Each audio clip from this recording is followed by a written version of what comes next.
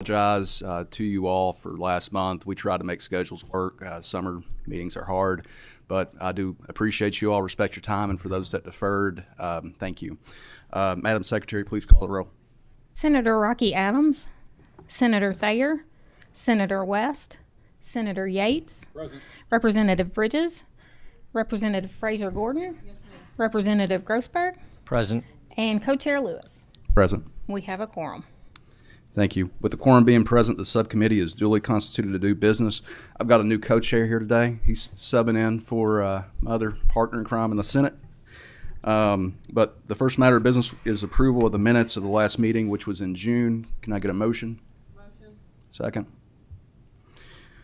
Are there any additions or corrections to the minutes? Is there a motion for approval? Motion. Is there a second? Without objection, so ordered. Please call the first regulation. Education and Labor Cabinet, Education Professional Standard Board, 16 KAR 9080E, 16980 Ordinary, 169-100 Emergency, 169-100 Ordinary, all with amendments. 16 KR 9080 E and O amends to delete candidate application requirements to a program. Change requirement that preparation programs ensure candidates complete the program within 3 years to 5 years for all certification areas except exceptional children or interdisciplinary early childhood education, which remains at 3 years. Remove reference to the Kentucky Teacher Internship Program for the deadline and annual observation requirements.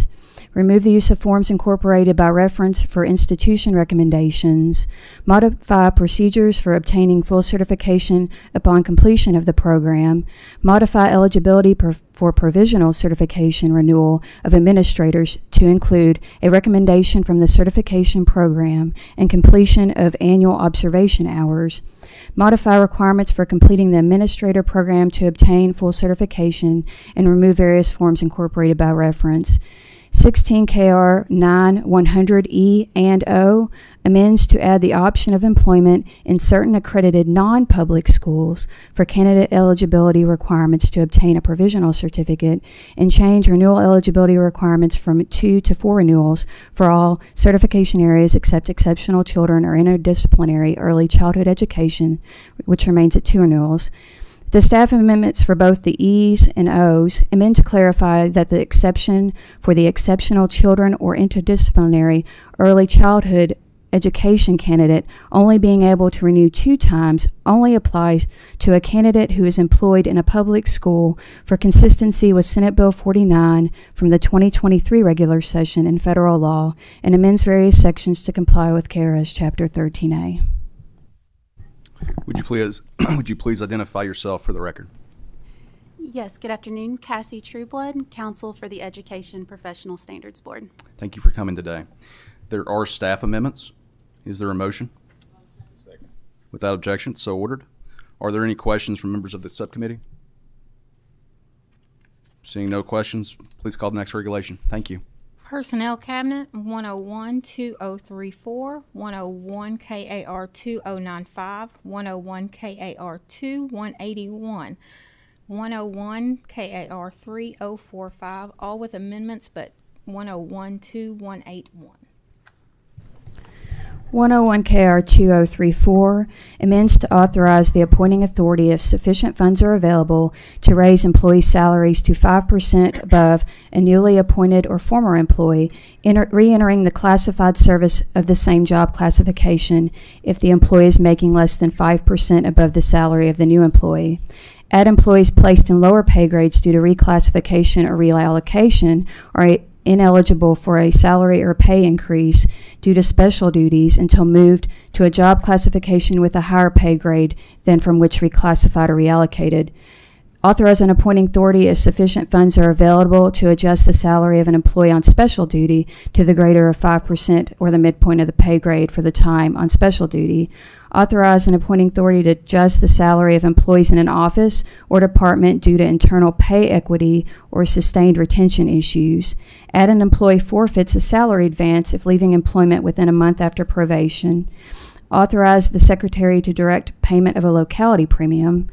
permit the Secretary, upon written request by appointing authority, to authorize a sign-on bonus if certain conditions are met, and add an employee is ineligible for an ACE award if he or she has received either of the two lowest possible evaluation ratings on the most recent performance evaluation. 101 KR 2095 amends to allow correction of an executive branch agency's pay or leave error with the agency appointing authority's concurrence, and if the Secretary of the Personnel Cabinet acts when in the best interest of the service. The staff amendments for 101 KR 2034 and 095 both amend various sections to comply with KRS Chapter 13A. 101 KR 2181 repeals 101 KR 2180 that is now obsolete. 101-3045 is being amended to add discretionary compensation enhancements, add salary adjustments, add a critical position premium, relax the limits on the number of agency employees eligible for recognition awards, and make technical changes. The staff suggested amendment makes changes to comply with the drafting requirements of KRS Chapter 13A and make other technical changes. Thank you all for coming today. Would you please identify yourselves for the record? I'm Robert Long, General Counsel for the Personnel Cabinet. Rosemary Holbrook, Assistant General Counsel. Jamie Caldwell, Commissioner, Department of Human Resources Administration. Thank you all for coming. There are staff amendments. Is there a motion? Second. Motion is second. Without objection, so ordered. Are there any questions from members of the subcommittee? Seeing none, no further questions, please call the next regulation. Finance and Administration Cabinet, Kentucky Public Pensions Authority, 105 KAR 1220 with amendment and agency amendment. This regulation is being amended to make updates to forms used by the Kentucky Public Pensions Authority, establish previously omitted processes and procedures for the employment and medical staff reviews, and make clarifications. The staff suggested amendment amends various sections to comply with the drafting requirements of KRS Chapter 13A and make technical changes. The agency amendment amends the statutory authority paragraph and Section 2 to add a statutory citation and clarify the agency's authority. Would you please identify yourselves for the record? Jessica Bobian, Policy Specialist with KPPA. Carrie Bass, Staff Attorney Supervisor, KPPA. Liza Welch, Division Director, Disability and Survivor Benefits. Thank you all for coming. There is a staff amendment. If there's a motion. So moved. There's a motion. We got a second. Without objection, so ordered. There's also an agency amendment.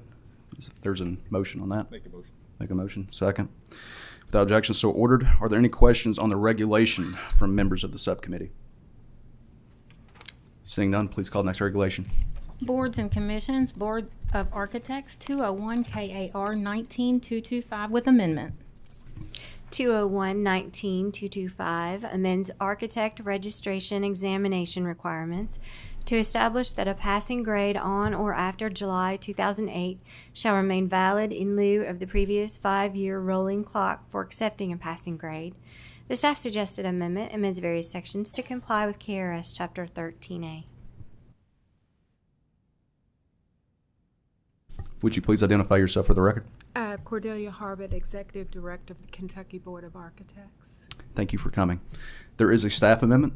Is there a motion? So moved. There's a motion. There is a second. Without objection, so ordered. Are there any questions from members of the subcommittee?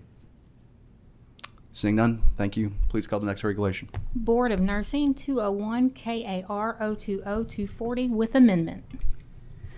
201 KR 2240 amends to conform with Senate Bill 94 from the 2023 regular session and establish a $50 fee to process a request from an APRN to be exempt from the CAPA CS. The staff suggested amendment amends various sections to comply with KRS Chapter 13A. Would you please identify yourself for the record? Yeah, Kelly Jenkins, the Director of the Kentucky Board of Nursing.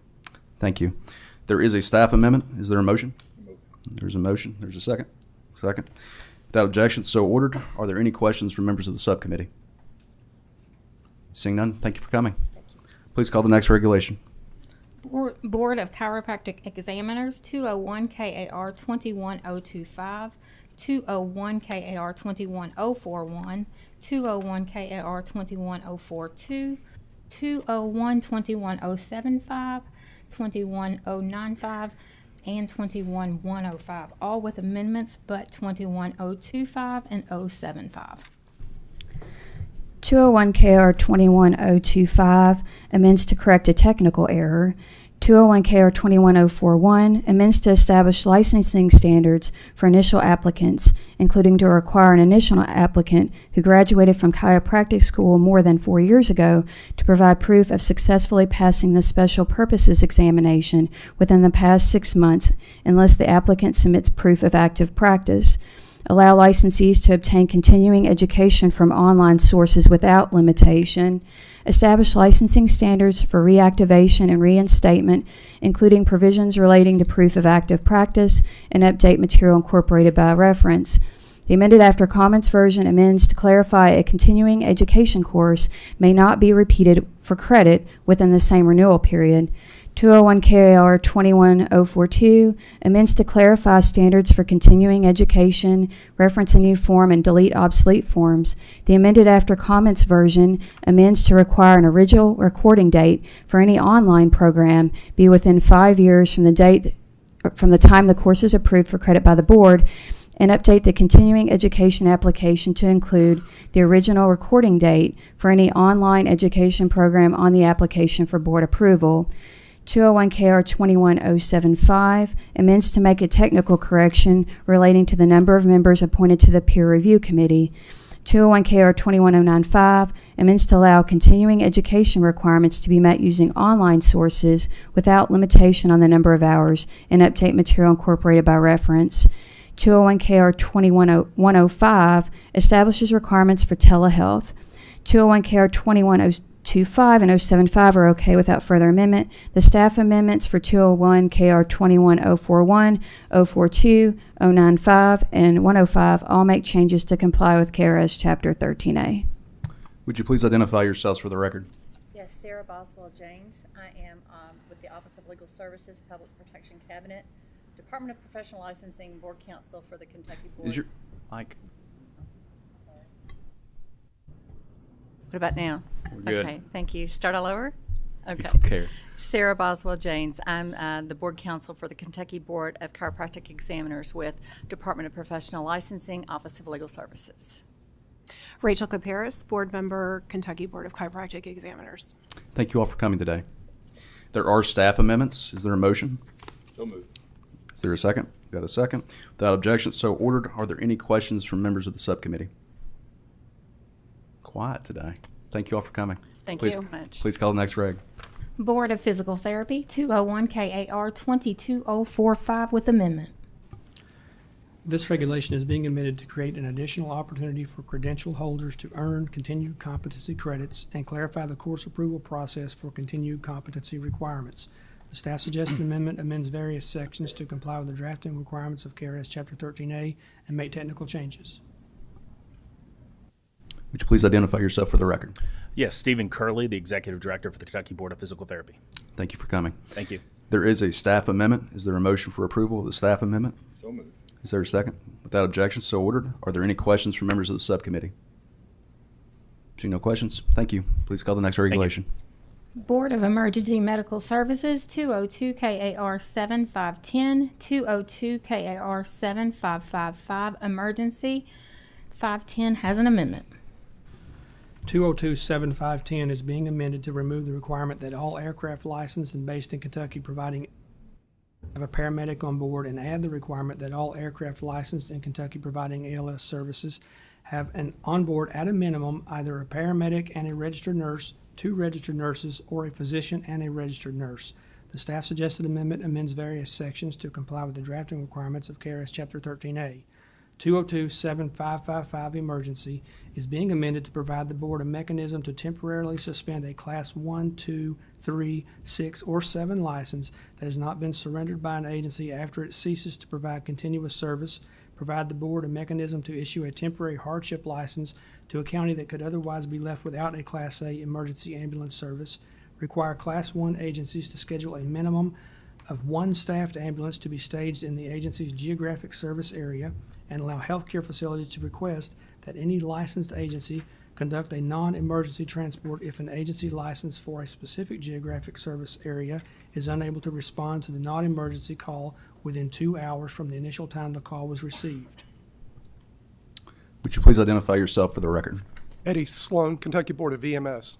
John Wood, outside counsel for the Kentucky Board of EMS. Thank you all for coming today. There is a staff amendment. Is there a motion to approval of the staff amendment? Motion. Have a motion. Got a second? Without objection, so ordered. Are there any questions from members of the subcommittee? I've got a question real quick. Is there anything in particular that brought this regulation on that you all saw a need, or On the KAR 007-510? Yeah, the air ambulance. Oh, the air ambulance. Staffing. Simply having the staffing shortage of paramedics that are within the state right now to provide continuous service. Sure. Thank you. Another question, Senator Yates. And I think the necessary follow-up question, and I guess we're having that issue with emergency management services across the board and everything. But what are we doing to be able to fill that staffing? Right now, I understand the necessities of making these amendments before us, but long-term, our constituents are less safe in the event we don't have that staff. What are we doing to be able to fill that gap? So I think one of the more important things that's going on right now is we're creating more educational opportunity. So when you look a few years ago, about 5 years ago, we went through a process that made it a bit more difficult to teach traditional paramedic programs. But over the past 5 years, almost on a, we'll say, quarterly basis, we're adding opportunity for paramedics to go to class. And as always, we've got to work on recruitment and retention and quite frankly, pay issues for paramedics as far as we can for the board, which is not part of what the board necessarily does. But Thank you all for coming. Thank you. Thank you. Please call the next regulation. Tourism, Arts, and Heritage Cabinet, Department of Fish and Wildlife Resources, 301 KAR 6001, 301 6020, and 301 11020, all with amendments. 301 KAR 6001 and 6020 update definitions and requirements for personal flotation devices. 301 KAR 11020 establishes procurement procedures in accordance with KRS Chapter 45A relating to architectural and engineering services. The staff suggested amendments for these regulations amend various sections to comply with the drafting and formatting requirements of KRS Chapter 13A and to make minor clarifications. Please identify yourselves for the record. Michael Scott, Director of the Engineering Division. Stephen Fields, Staff Attorney. Jenny Gilbert, Legislative Liaison. Always good to see you all. Thank you all for coming today. There are staff amendments. If I can get a motion for approval of staff amendments. So moved. Got a motion and a second. Without objection, it's so ordered. Are there any questions from the members of the subcommittee? Y'all off the hook easy today. Thank you all for coming. Thank you. Please call the next regulation.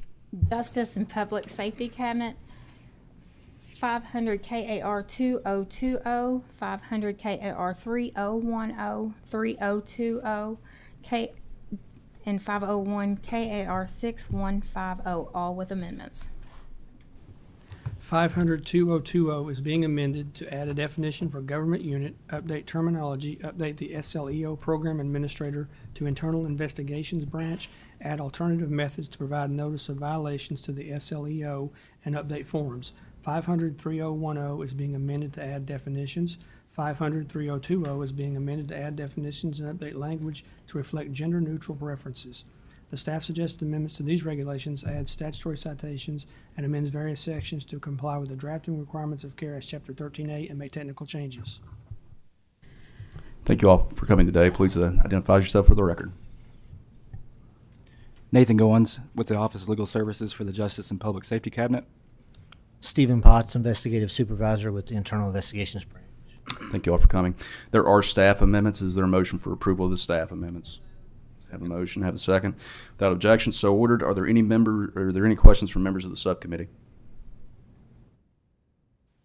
And then you're all free to go. Thank you all for coming. Please call the next regulation.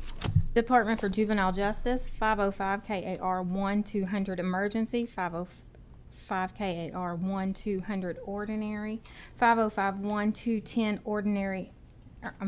Emergency, 505 1220 emergency, 505 1230.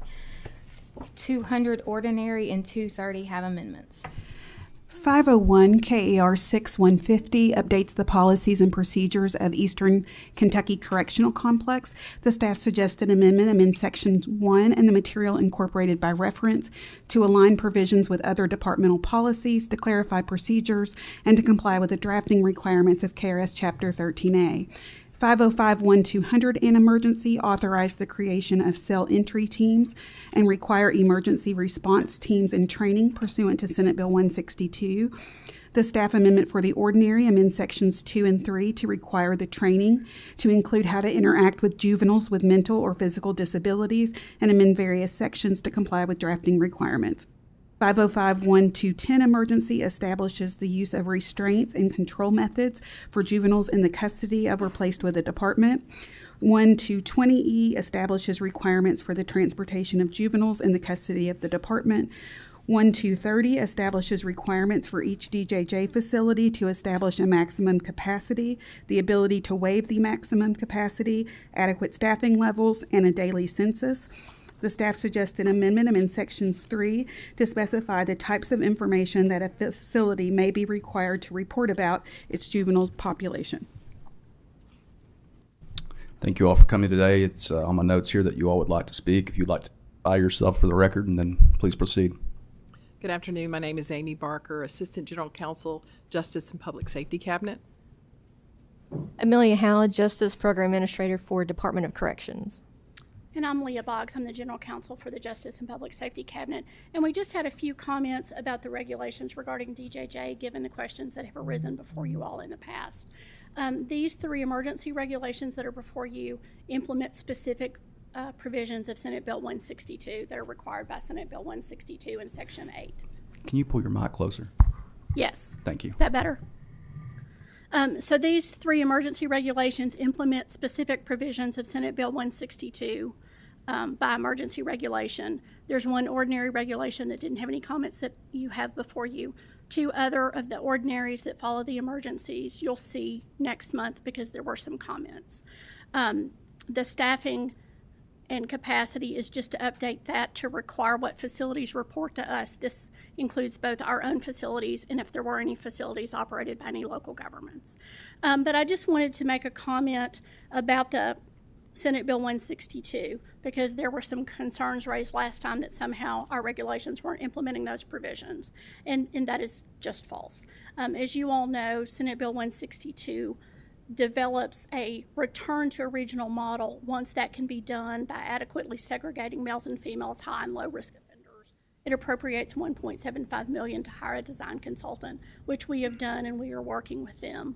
And we are moving to that model, and we'll do that. We will develop that plan and present it to you as soon as that plan is developed so that you all can improve how we would move to that regional model that you set forth in Senate Bill 162. And these regulations comply with other parts of Senate Bill 162. You will continue to see regulations about other parts of 162. And whenever that plan is implemented and drafted, setting forth the new regional model, you will see those regulations. The regulations that came to you previously were how the facilities are being operated now. And that's they will comply with 162. They comply with the provisions of 162 that require the segregation, but those are in separate facilities now, not in the same facility, which 162 envisions once we can do that safely. So we just wanted to address those comments. We are working with DPA. We understand their concerns. We don't think the language they proposed last time solves their current problem. There's nothing in the regs that prohibits going to a regional model when we can do that. It's set forth in 162. 162 requires that to be done, and we will do that. But we are working with DPA to address their concerns and make their operation as best we can during this time. Well, thank you very much for the clarification. Look forward to next month and the future regulations and working with you all in the future. There are staff amendments. If there's a motion for approval of the staff amendments. Is there a second? Without objection, so ordered. Are there any questions of the subcommittee? Senator Yates. Thank you, Mr. Chair. Thank you for being here. I know that the juvenile justice has been an ongoing topic of concern, debate, and everybody on this committee, I think, shares the same overall concerns for to make sure that we're doing right, but also making sure that the juveniles are safe. One of the big pushes is to make sure that there's proper oversight and accountability. And I think in here we talk about the additional training and how to interact with the juveniles and the mental and physical in there. And we're still waiting for the overall plan, but we went ahead and implemented those procedures and safeguards since we've adjourned from the legislature? Yes, we are. With the drafting of this reg, we have started identifying the cell entry teams. We have reached out to local law enforcement and their emergency responders to enter into those MOUs. We are developing training with them, and we will, as this reg moves forward, develop that training to how those cell entry teams will be trained. They have not yet been identified and trained, but they will be based on this regulation that includes, and we were happy to make that amendment to include that the training would include how to deal with juveniles with disabilities. We think that's very important. Absolutely. Do we have a date in mind that we can anticipate? I would say that is more of an operational question and a training question. As you know, there's a lot of the training we're revamping, but that is something that is higher on our priority list because we believe it's very important. So I would say sooner rather than later. I appreciate that. Thank you. I have one question. It deals with one in particular regulation, 505 KAR 1210, emergency. It's under Section 2, number 3. Staff shall not use any force-related equipment other than what is authorized. I'll give you a second. It's, again, 505 KAR 1210, emergency, under Section 2, number 3. I was just curious, authorized by who? Is it the department or? It's authorized in Section 1. Okay. And then Section 6 it outlines an incident report, and I just had a question. Is it just how many staff? Is it the one using the device or the agent? Is it everyone involved when you all are putting these incident reports together? So there's one person that would fill out the incident report, but they would take statements from all of the staff involved. Often they review the video.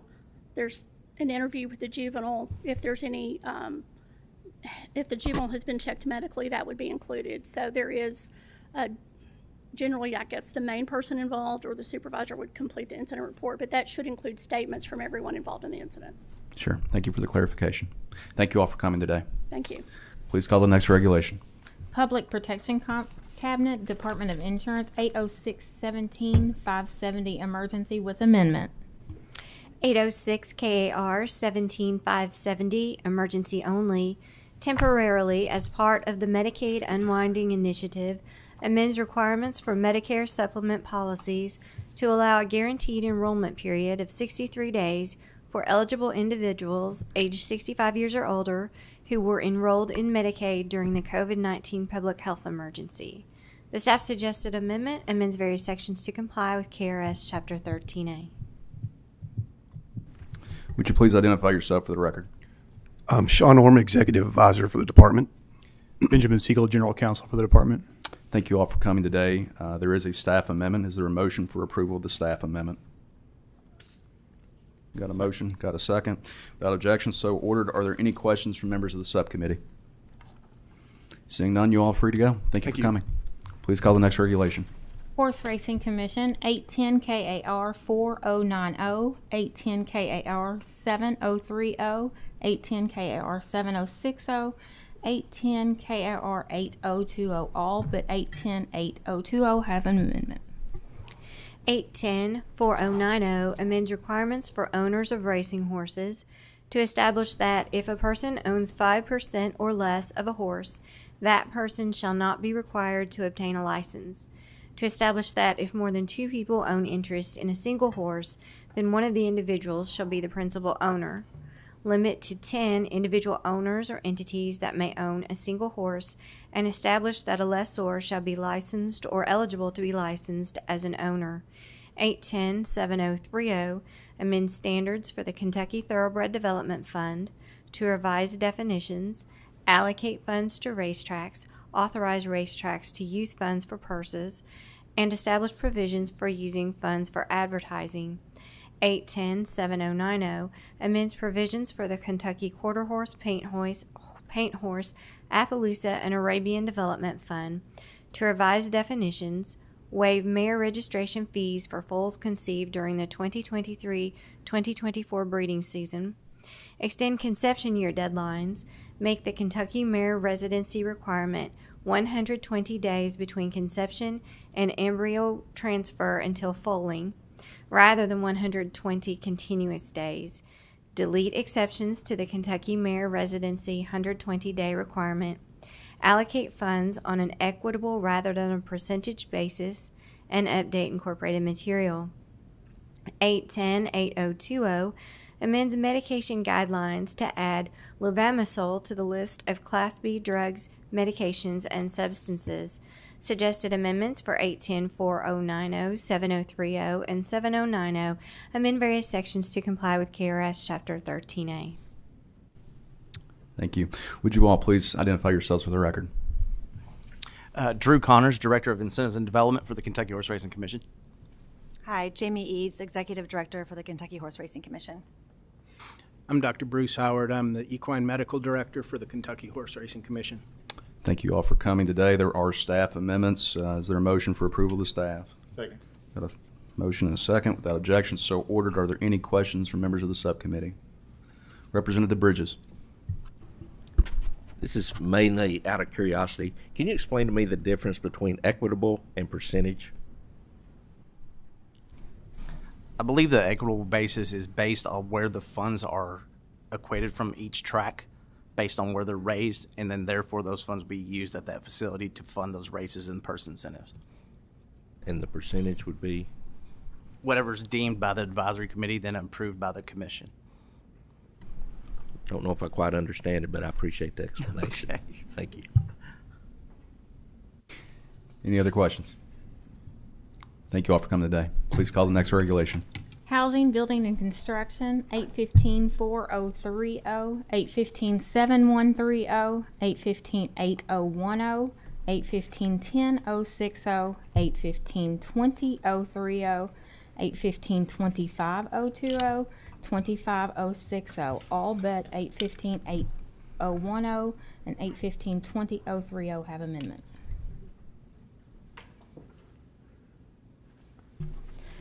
Also 815-35060 with amendment. 815 KAR 4030 and 8010 delete form references to KRS 164.772, which was repealed in 2019. Additionally, 8010 creates a licensing renewal form. 815 KAR 7130 establishes the plan review requirements, out-of-state inspection processes, and requirements for industrialized building systems. The staff suggested amendments to 4030 and 7130 amend various sections to comply with the drafting and formatting requirements of KRS Chapter 13A.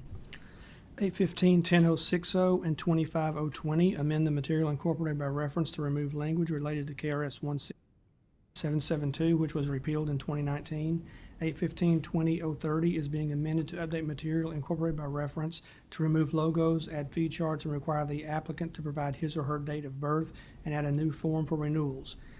815, 25060 is being amended to establish new pathways to installer certification, create an inactive status for certified installers, and require certified installers to carry $250,000 in general liability coverage, and make technical changes for clarity, remove language related to KRS 164.772, and remove unnecessary requirements for retailer applications.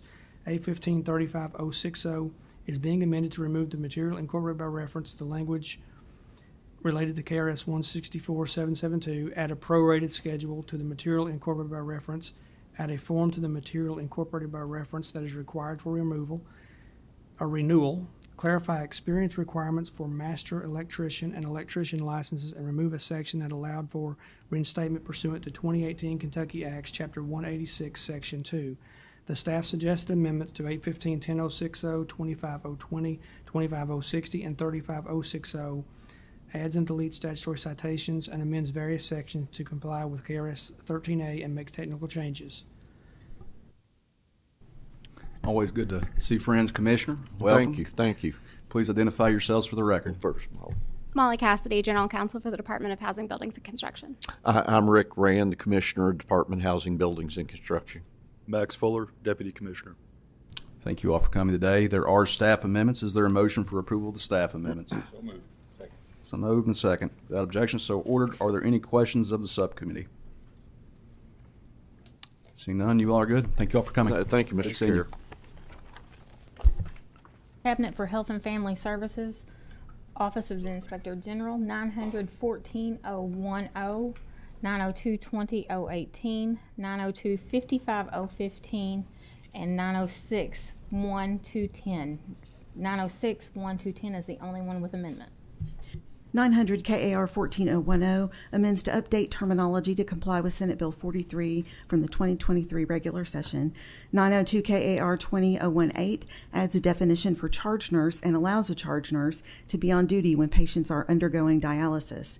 902 KAR 55015 amends to designate tianeptine as a Schedule I controlled substance.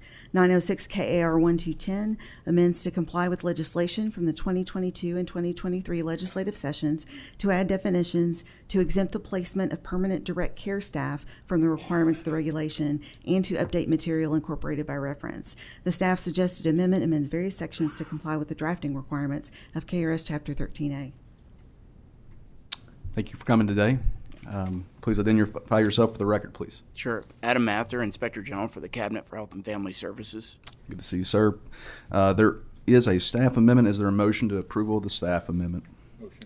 Motion. Got a second. Without objection, so ordered. Are there any questions from members of the subcommittee? Seeing none, thank you for coming. Please call the next regulation. Department for Medicaid Services, 901-1038. 907 KAR 1038 emergency, 907-1126 emergency, 907-1632 emergency, 907-3190, 907-20-010 emergency and ordinary, 907-20-045 emergency and ordinary, 907-20-075 and emergency, 907-20-100 and emergency. 907-1038 emergency amends Kentucky Medicaid program hearing provisions to implement a state plan amendment that allows adults to receive hearing services, establish audiology service limits through the incorporated fee schedule, increase the amount that can be charged per ear each 36 months from $800 to $1,200, clarify how hearing aid batteries may be provided, clarify that new or improved technology may be a reason to reimburse for hearing aid replacement, establish that service and instrument limits may be exceeded for children under 21 if medically necessary, and update the fee schedule.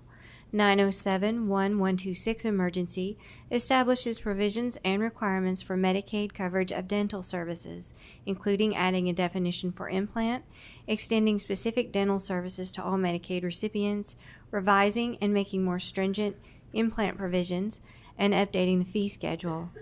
907-1632 emergency amends Kentucky Medicaid program vision provisions to make technical corrections, including for consistency with 907-3005, implement a state plan amendment that allows for adults to receive vision services, clarify cost-sharing requirements in order for providers to deliver services on a non-Medicaid basis, clarify vision service limits, require that a higher quality of frames, lenses, and lens enhancements be available, clarify that contact lenses are covered and available, including daily lenses, and update the vision fee schedule. The amended after comments version adds Section 4 to clarify that the referenced warranty is the manufacturer's warranty, and amends Section 5 to clarify that daily contact lenses are disposable lenses. 907 KAR 3190 establishes reimbursement provisions for routine costs and clinical trials to encourage beneficiary participation and to comply with the Federal Clinical Treatment Act. 907-20-010 in emergency, 045 in emergency, and 100 in emergency. All amend to implement a continuous eligibility requirement for children in response to the Federal Consolidated Appropriations Act of 2023. 907-2075, an emergency, amend to establish eligibility for individuals who were in out-of-state foster care and to implement a continuous eligibility requirement for former foster care youth. The staff suggested amendments for the ordinaries 907-20, 010, 045, 075, and 100, amend various sections to comply with the drafting requirements of KRS Chapter 13A. Would you all please identify yourselves for the record? I'm Lisa Lee, Commissioner for the Department for Medicaid Services. Thank you. I'm Wesley Duke, General Counsel for the Cabinet for Health and Family Services. Thank you, and hello, I'm Jonathan Scott, DMS Rec Coordinator. Thank you all for coming today. We do have several signed up to speak. I might have our members hold off till the end once the presenters have had an opportunity to speak. I know we've been before, but we do have an amendment. We'll get on the books real quick. There are staff amendments. Is there a motion for approval of the staff amendments? Motion. Got a motion, got a second. Without objections, so ordered. Would you all like to say anything first, or you want to come back at the end? I think we can come back at the end. We can wait and come back at the end. Okay. Thank you so much. So let's see. Up first, Emily, you good to go? We have Kentucky Voices for Health. If you want to approach and identify yourselves for the record, please.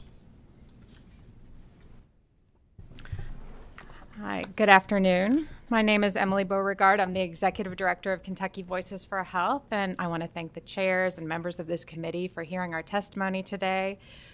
We are here as consumer health advocates to support comprehensive dental, vision, and hearing services for Kentuckians covered by Medicaid, for our healthcare workforce, and for every single Kentuckian who benefits when their neighbors, coworkers, and loved ones have the care that they need. Kentuckians face a lot of challenges to good health and to economic security. That's nothing new. Living expenses are higher than wages for over half of Kentucky households. 900,000 Kentucky adults are covered by Medicaid, which for an individual means that you're making about $20,000 a year at the very most. For a household of four, it's about $41,000. That makes programs like Medicaid essential for Kentuckians with low-wage jobs, and even those with relatively good-paying jobs that don't have access to benefits, don't have access to regular hours. When you're living paycheck to paycheck and just trying to make ends meet every month, there's no extra to pay for root canals, crowns, glasses, hearing aids. That's what we've been hearing from Kentuckians who have been reaching out to us in support of these regulations, and you have hundreds of those comments in front of you now. They look like this, with a gray bar at the top. We were asking Kentuckians what they thought of these regulations, and hundreds of them submitted comments to us that they wanted you to see. And the utilization numbers that we've seen so far really speak for themselves. I'm sure Commissioner Lee will go over those more closely, but we have seen tens of thousands of people getting contact lenses, eyeglasses, frames, bifocals, trifocals, 220 cornea procedures, more than 3,000 crowns, 2,000 root canals, 6,000 partial or complete dentures, almost 4,000 bite guards and night guards, and 7,100 hearing aids. And that's just in the first 6 months alone. These services are life-changing for people. Imagine for a moment how many folks who can now see or can now hear we're just powering through poor vision, dental pain, hearing loss when they were working last year, driving their car. Kentuckians need these services, and they benefit all of us. We're safer for it. We have a better workforce for it. We strongly support both the regulations before you today, but we also support the need for a legislative solution that would permanently increase access to comprehensive dental, vision, and hearing services. And we think that's really important because to really make the most use of these regulations or the services covered under these regulations, there are some other things that we need to also work on. Medicaid providers need guarantees that their services are not only going to be adequately reimbursed, but that the administrative burden of being a Medicaid provider isn't so onerous by itself that it prevents them from offering comprehensive care to all Kentuckians in their community. We've all heard that certain providers aren't getting paid enough to cover their costs, and that some Medicaid members can't find a provider to treat them. We need to really explore what's behind that so that we can target that with legislation. We know DMS has increased rates for a lot of these services. They've gotten input from providers, from members of the Medicaid Advisory Council, but that's not necessarily trickling down to rates that the MCOs are negotiating with providers. MCOs are allowed to pay rates that are well below the fee schedule established by DMS, and in theory, that would be fine if we had adequate networks. But if their members aren't able to get services within the time and distance standards that are in statute and regulation, then maybe we should be requiring MCOs to renegotiate rates until network adequacy is achieved. Another hurdle that you've no doubt heard about is prior authorization, the amount of paperwork and time it takes for a service to be approved, such as a root canal. It's a huge burden on providers, and it ultimately keeps some providers from participating. And at the end of the day, your constituents are the ones who suffer whenever there are delays or denied care. So we really need to get back to letting providers make the medical decisions that they have been extensively trained to make for their patients. Those are two of the legislative solutions that we would love to work with members of this committee on. And keeping comprehensive dental, vision, and hearing services in place for the 900,000 Kentucky adults using Medicaid for their health care, it won't just fill an unmet need for treatment. It's also an important investment in Kentucky's workforce, and it will ultimately improve access for everyone. I think we should remember how few Kentuckians had access to substance use treatment before Medicaid was expanded to cover adults in 2014. Until then, there was only coverage, substance use disorder coverage, for children and pregnant women. And even that was hard to find. In the first 30 months after we had a coverage expansion, utilization of SUD services increased 700%. But that didn't only benefit Medicaid members who were struggling with opioid addictions or alcoholism. It actually increased the supply of SUD treatment for everyone in all of our communities. We saw new clinics and facilities opened all over Kentucky, and that increased access for people who had commercial insurance and Medicare too, not just Medicaid. And the reality is that quality, affordable dental, vision, and hearing care is really hard to find. It's hard to find everywhere in Kentucky, but especially in rural communities. And we need to invest more in our healthcare pipeline. So I think if we use our funds smartly, we can bolster Kentucky's network of dentists, audiologists, optometrists, ophthalmologists, and other specialists, and really increase that pipeline of providers. Even more importantly, enhancing Medicaid to cover glasses, root canals, dentures, hearing aids for our low-income workforce. This will boost our entire workforce. It gives us a major homegrown advantage. An investment of about $2 per member per month will pay dividends both in savings and in health outcomes. And I'm here with my colleague, Kara, who's going to talk a little bit more about that return on investment. Hi, yes, Kara Stewart. I'm the Director of Policy and Advocacy at Kentucky Voices for Health, and I'm really going to touch on just some of the things that I heard from this committee when we talked about this before in May, including what Rep. Bridges said, both about wanting to provide health care to all Kentuckians and specifically about whether or not this would help Kentuckians get to work. And so I looked at some of the data requested for that and found via the Foundation for Healthy Kentucky Health Issues poll that nearly a third of low-income Kentuckians said that their mouth and teeth affected their interviews to get a job. Which, if you think about it, makes perfect sense. I mean, think about our own biases. If you had two people sitting in front of you applying for a job, and one of them's got a full teeth, full smile, and they're probably going to be a lot more confident in that interview of someone who's missing their front tooth, maybe in applying for that job. So, of course, that's going to be a part of that. And, of course, I think about especially women who are recovering from domestic violence, who may have had that tooth knocked out. And how are you ever really going to recover from that experience and that trauma without being able to get that repaired? And I also think about the folks who are taking care of some of our Kentuckians, like our Kentuckians on Medicaid waiver programs, and providing the care for those folks in waiver slots. And I want those folks to have glasses to make sure that they're able to provide that care. And we know that we've had tens of thousands of Kentuckians providing that who have been able to get glasses with these regulations. And think of all the folks who are out there driving before who maybe needed those glasses. If we know they've shown up and gotten them now, how much safer we all are. And then the return on investment, like Emily was saying, it's nearly instant. We know that Kentucky was spending nearly $10 million a year the last 3 years on emergency department visits for tooth pain. It was $9.9 million in 2021. That's a lot of money. And we know that most of those are because people needed root canals. And we know we've already had 2,000 root canals. So that is a very quick switch. And I know I had a friend who was at my house working, and he was having terrible tooth pain. It was terrible. It was laying on the floor. It was miserable. We were like Googling anything we could to help. And, you know, he had to go to the ER. And what did the ER do him? They gave him 3 opioids, 3 pills, and a prescription for an antibiotic, which we went to Meijer and got for $4.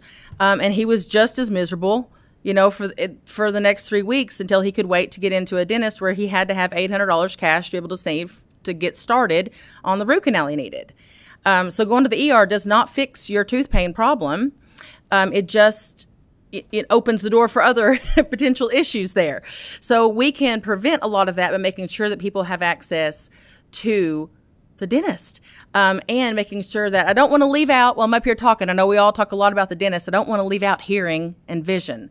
I wrote comments on these regulations. I will email you a copy of them. I don't expect any of you to read them. They're very, very long with a gazillion citations, because there's so many studies out there, hundreds and hundreds of pages on the other hundreds and hundreds of pages of studies.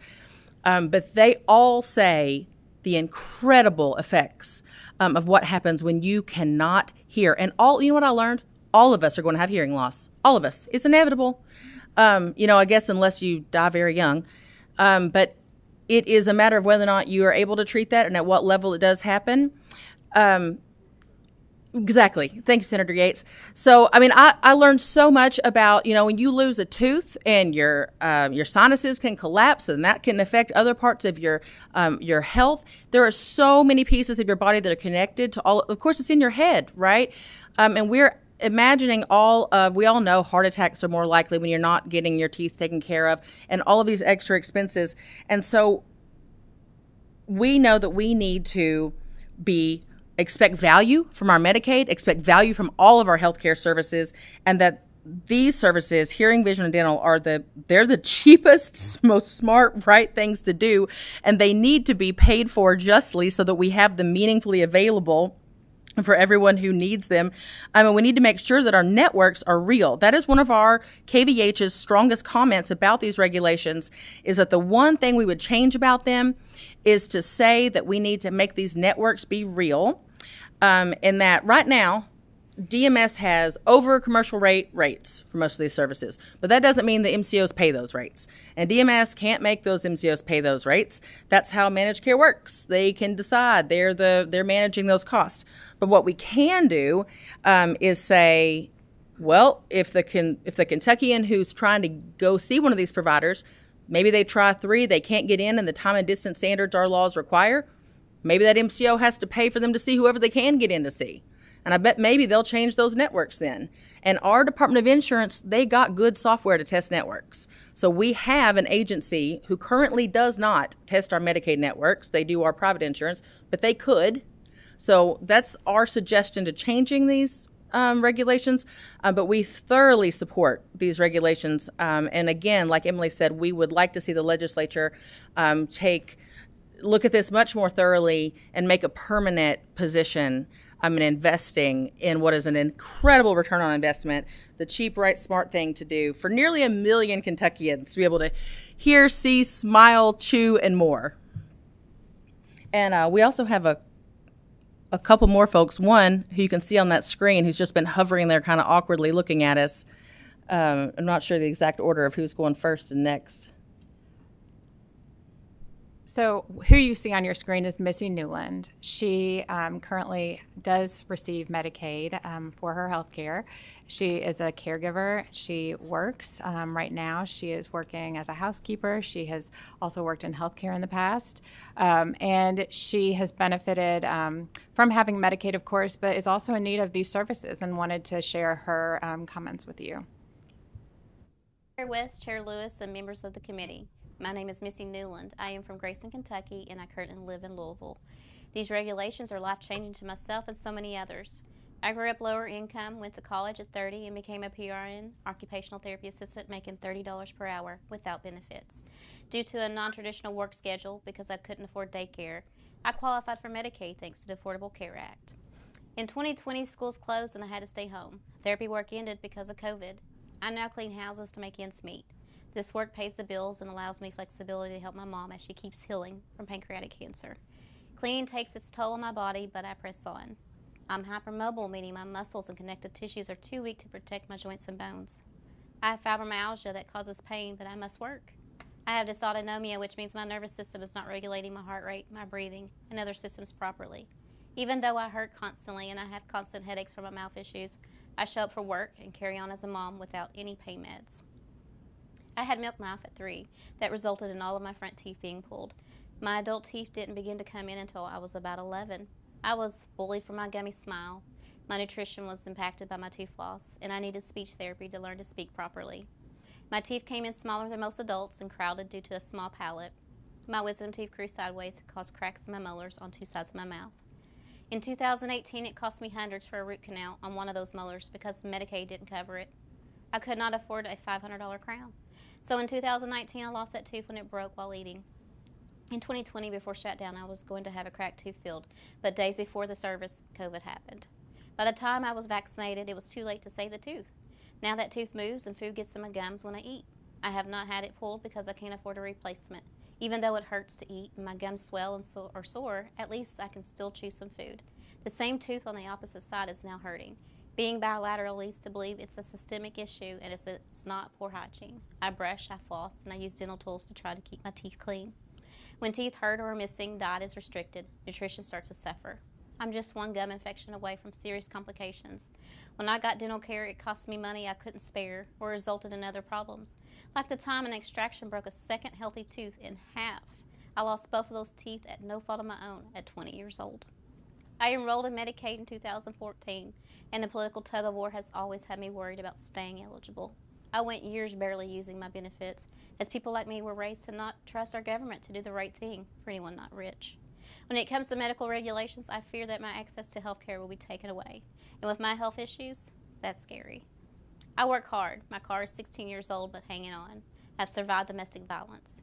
I'm trying to do right by my kids and now have guardianship of my niece who has developmental delays. I've had no chance to build a savings for my future or theirs, and I have no retirement.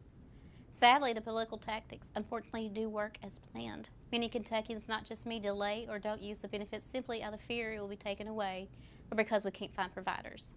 They can suffer critical health issues. Many can lose their lives because of poor policies. These regulations can change that. Exams do not solve problems. They highlight them. I have dental and vision issues. I need coverage that fixes those issues. Pulling teeth without replacing them or saying I have vision loss without glasses is not a solution. Comprehensive dental care is health care. Having teeth is not cosmetic. It is vital to our nutrition and health. Please don't confuse mine and many other Kentuckians' strength and resilience and ability to overcome adversity as a weakness or justification that we will be fine no matter what the outcome of these regulations may be. I strongly urge you to support and adopt these regulations and change thousands of lives, hundreds of communities, and the entire state's health and workforce, all for the better. Thank you for your time. Chair Lewis, we also have one other person here with us, Tiff Hayes, who I'll let introduce herself. Hey, my name is Tiffany Hayes. I just go by Tiff a lot of the times. I'm an oncology social worker. I'm an LCSW, and I'm an OSWC, which is an oncology social worker certified. Before I give my actual testimony, I want to also say that I have greatly benefited from Medicaid services, and now I'm doing really well in my life. I work in an outpatient cancer center in Winchester where we serve patients from central and eastern Kentucky, which are some of the most impoverished counties in our state. You guys probably already know that. It's not any news to you. We see numerous comorbidities in our patients besides just cancer. Oral health is probably one of the most common problems in our patients, that we face barriers that we already have getting dental care, and those barriers are almost unbeatable. That's why it's important that we not only force more barriers on preventative dental and vision care, but we as a state should work harder to eliminate these problems. In one of the richest first world countries, people should not be going without any kind of health care, let alone preventative services. I have a question to engage you guys a little bit more, and I just want to know how many of you are, how many of you know someone with metastatic breast cancer, or you understand the weight of that diagnosis? I'm getting a couple of head nods. So unfortunately, you do. It's one of the most common types of cancer that I see in my line of work, and I can't tell you how many people are diagnosed right at stage 4 because they didn't seek medical care before that because they were afraid that they wouldn't be able to afford it. And at that point, there's not a lot of treatment options available. In this year alone, about 30,000 people in Kentucky will hear the words, "I have cancer," and that's from CDC data. That's too many people. We've been treating a 29-year-old metastatic breast cancer patient for about 1.5 years, and I don't mean to tug on your heartstrings, but I really hope that I do, and I hope that you have goosebumps when I walk away from my testimony today. She has metastatic breast cancer, and she needs a treatment called Zometa, but she also has really poor oral health. And patients who take Zometa with poor oral health are at a higher risk of osteonecrosis of their jaw, which is just a fancy way of saying that their tissue is generally going to die. This also means that you're at a higher risk of infection after chemo as well. So I tried calling dentists in Winchester all around where the patient lives to see if anybody would accept her Medicaid insurance. The only dentist who couldn't get her in for about 3 months. So that held off that treatment. Unfortunately, because she wasn't 26 or under. So that was the only kind of patient that they were going to take with Medicaid.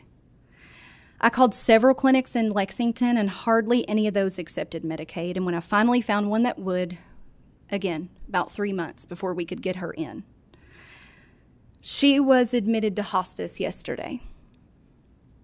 Just last week, I faced the same barrier trying to get a stage 4 lung cancer patient established with a dentist because she's got super loose teeth. She's going through treatment. She can't keep any weight on her. And without eating, you can't keep any weight on. With loose teeth, you can't really eat. She's going to wait until October 26th to be able to see a dentist, and that's if she lives that long. Vision changes also come as a side effect with chemotherapy, which is why it's important to establish a baseline of one's eyesight before treatment with preventative optometry visits before beginning therapies. Without preventative vision care, we can't monitor eyesight throughout treatment as well as we would be able to if we had been able to establish a baseline. Please consider the stories that I've told you guys today in my testimony as you move forward with your roles in lawmaking for any kind of healthcare services or any kind of services at all. These are the Kentuckians who have no voice. And please invest on the front end so that we don't have to spend as much money on the back end of problems. You've already heard about people going to the ER for teeth problems, and I can't tell you how many of my patients do that too. It's so much more money to pay for an ER visit than it is to just pay for investing a few more dollars a month on that patient. Thank you so much for your time. Thank you all for your testimony. Always very insightful, and of course you care and do a great job representing your people. I had a couple more names. Did you all bring anybody else with you? Or? We know that there are some folks back here that are prepared to testify. If you're thinking of some of the providers that are in the room. We might circle back if that's okay. I've got a few more. I think there's going to be a lot of overlap, but I appreciate your testimony. Thank you. Let's see. I believe we have several deans in here. If you all wanted to approach the table.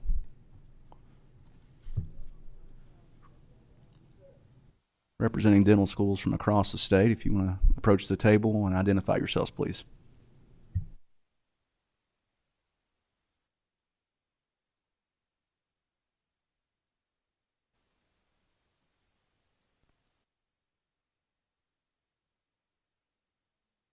Check your mic. There should be a green light.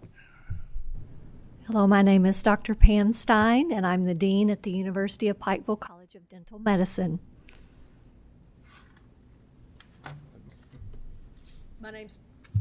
Thank you. My name's Margaret Hill, and I'm interim dean for the University of Louisville School of Dentistry.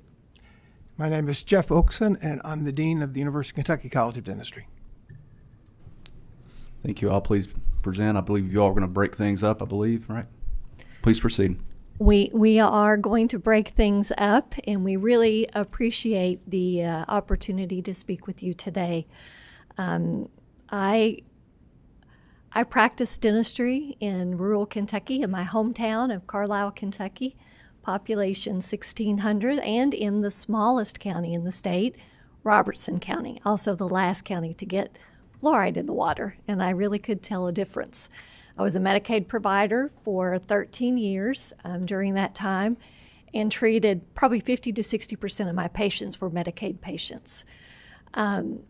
Then I became a faculty member at the University of Kentucky College of Dentistry and mostly worked in public health, eventually becoming the division chief of public health for the dental school. And in that role, I explored access to care issues for patients throughout the state, traveled from Paducah to Harlan, and north and south, pretty much everywhere, talking to patients and providers about what we could do to improve their oral health and their access to care. So my part of this is to talk about need. So I want to start with something that we saw often at UK in our Marshall County Clinic, which is in western Kentucky. We had a small dental clinic there, safety net, in the Marshall County Health Department. And it was not unusual at 6 o'clock in the morning to see 10 or 15 patients standing in line, waiting to get in because they had toothaches, because they couldn't find anyone else to provide care for them. They were often had these toothaches for months. Sometimes it was children. And they were so thankful. Some actually in tears. They would call to see if they could get an appointment, if we would accept Medicaid. And when they found out that we would accept Medicaid and we had a walk-in clinic, people would actually cry. They were so relieved to have someone to care for their child or their grandchild or to relieve them of pain. So I wanted to talk a little bit. That just really had an impact on me. Seeing the patients standing in line hour after hour and knowing that really the only thing we could do for them was to extract their teeth because Medicaid wouldn't pay to have a root canal.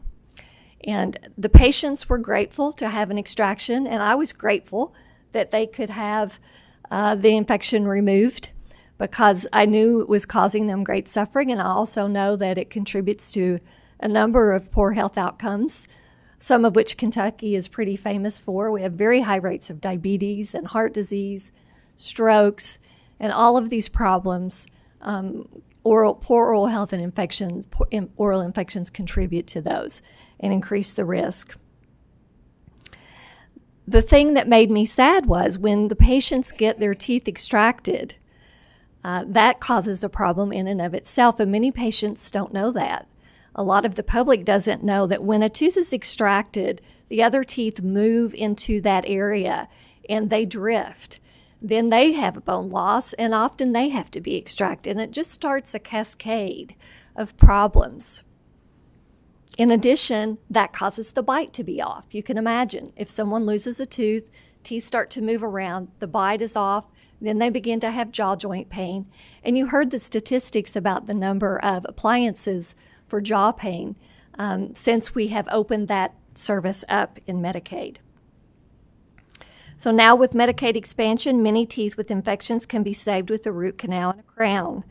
Very, very grateful for that. In addition to the expansion allows missing teeth to be replaced by partials or dentures or even implants. I would like you to take just a moment and imagine that you have no teeth and that you cannot afford dentures. It's not going to be long before it's dinner time for us.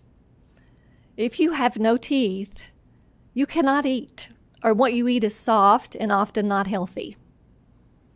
Imagine that you have no teeth and you need a job. but you have a job interview. How are you going to communicate and answer questions? Many people become socially isolated because they don't have teeth. Kentucky has the highest rates of tooth extractions for people 65 and older in the nation, is ranked 5th for adults who have had all of their teeth removed. We're the worst in the nation for edentialism, meaning all teeth extracted. 42% of the lowest income Kentuckians over 65 have all of their teeth removed. 1/3 of our Kentucky adults have Medicaid as their dental insurance, but if their dentures are not covered, they simply cannot afford them. My time as a nursing home dentist deeply saddened me because of the many, many vulnerable elders who had Medicaid and needed dentures but could not afford them. One of our goals at the University of Pikeville College of Dentistry is to provide care for vulnerable and underserved populations in eastern Kentucky, and we are working with a lot of substance abuse centers because there's a tremendous need among that community for dental care. They often have great need and have a lot of difficulty finding providers, and often end up relapsing back into substance abuse because they have a toothache and they need to get rid of that pain. So it's very important that we have providers that provide the care, and also in terms of finding a job, they need teeth. So providing dentures, root canals, crowns, and implants, very important for Kentuckians in substance abuse care. Finally, our children. 54% of our Kentucky children are insured by Medicaid. This is over half the children in our state, and these are our innocents. They cannot control what their parents serve them to eat or drink, if they're provided toothbrushes, or if they get taken to the dentist. A 2016 survey of the oral health of Kentucky children found that Kentucky kids fared poorly in comparison with the rest of the nation. The study found that 41% of Kentucky children had untreated cavities, with up to 53% of kids in eastern Kentucky having untreated cavities. A county-level study found pockets in Kentucky where children had as high as 70% untreated decay.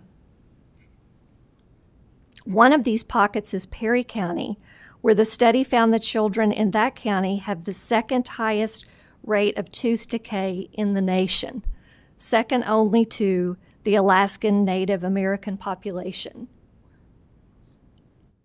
I've met with a number of dental providers, Medicaid dental providers throughout the state, and they report that since COVID, the rate of decay and urgent needs in children has expanded. As one Medicaid dentist told me a month ago, the need is overwhelming. We simply can't meet the demand for pediatric care. We don't have enough Medicaid providers in the state because it just isn't financially sustainable to be a Medicaid provider anymore. Reports from the Kentucky public health hygienists across our state who provide preventive care, dental care in our schools, report a 6-month wait for dental appointments for the children they see with dental needs. Think of your own child, your grandchild, your niece, your nephew. If they were crying with a toothache through the night, if they couldn't eat, if their eye was swollen shut from the spread of the infection, would you be willing to wait 6 months? This isn't even safe. Children die from infections in their mouth. There's a dental crisis in Kentucky, and our most vulnerable citizens are suffering. As leaders and decision makers, we, the deans in the state of Kentucky, ask you to help us to help them. Thank you. Thank you so much for the opportunity to speak to you today. In Kentucky, we have a rich heritage in dental education and patient care that dates back to the 1800s. I did the math, and between the University of Kentucky and the University of Louisville, we have 198 years of dental education between us, and we hope to add UPike very shortly. We've provided care to thousands and thousands of patients over that 198 combined total years. For University of Louisville, we treated upwards of 50,000 Medicaid patients in the past year, and added up with the University of Kentucky's totals that Dr. Okeson was so kind to talk to me about, we're looking at about 90,000, give or take a little bit. It's about 90,000 patients that we've treated over the past year. That's a lot of folks, a lot of dental care. Our students are deeply engaged in the treatment of this Medicaid population, and we're so grateful for the opportunity to be able to serve this particular group of citizens, many of whom are parts of very vulnerable communities. These folks would probably not be able to receive dental care if it wasn't for the dental schools acting as a safety net for the fact that we just don't have enough providers in Kentucky. That's no secret to anyone. And we're, in many cases, the court of last resort for those patients. It is a mutually beneficial relationship, I will say, because these patients offer our students many, many clinical experiences that they need for their training. So it works out and it benefits all of us. As part of their training, our students learn about responsibilities of dental professionals and the ethical obligations that we have as a profession that must provide care to all of society, even those for whom payment is difficult or impossible. We still have that obligation. It's been said over and over again, you can't go to the emergency room and get dental care. You have to see a dentist. There's no other option. That makes it a little difficult when people can't pay for it. How do we get more providers? I can tell you that one of the major challenges that our students face after graduation is financial in nature. Almost all of our students come to dental school with debt already incurred as a result of their undergraduate education, because it takes a lot to be able to get ready to come to dental school. Almost all of them continue to need student loans to be able to pay for dental school and the associated expenses of living for 4 years while you're in school. Working during dental school seems like a good idea. Yeah, we'll pick up a part-time job and pay for part of this. It's completely impractical. The curriculum demands are so difficult for these students that working is just not really a good option. So student loans are essential for these students. When they complete their education, they walk out the door with an average of $300,000 of debt. Pause and reflect on that for a second. And that's the average. We got plenty of folks that have more than that, if you think about $300,000 as the average. This debt load keeps folks who stay here in Kentucky from being able to participate in Medicaid practices. They simply can't do it. They find themselves in untenable financial situations because of the low reimbursement rates, and despite their best intentions to fulfill their ethical obligation that we have as a profession, they simply can't do it. They can't help us treat this incredibly underserved and incredibly vulnerable population.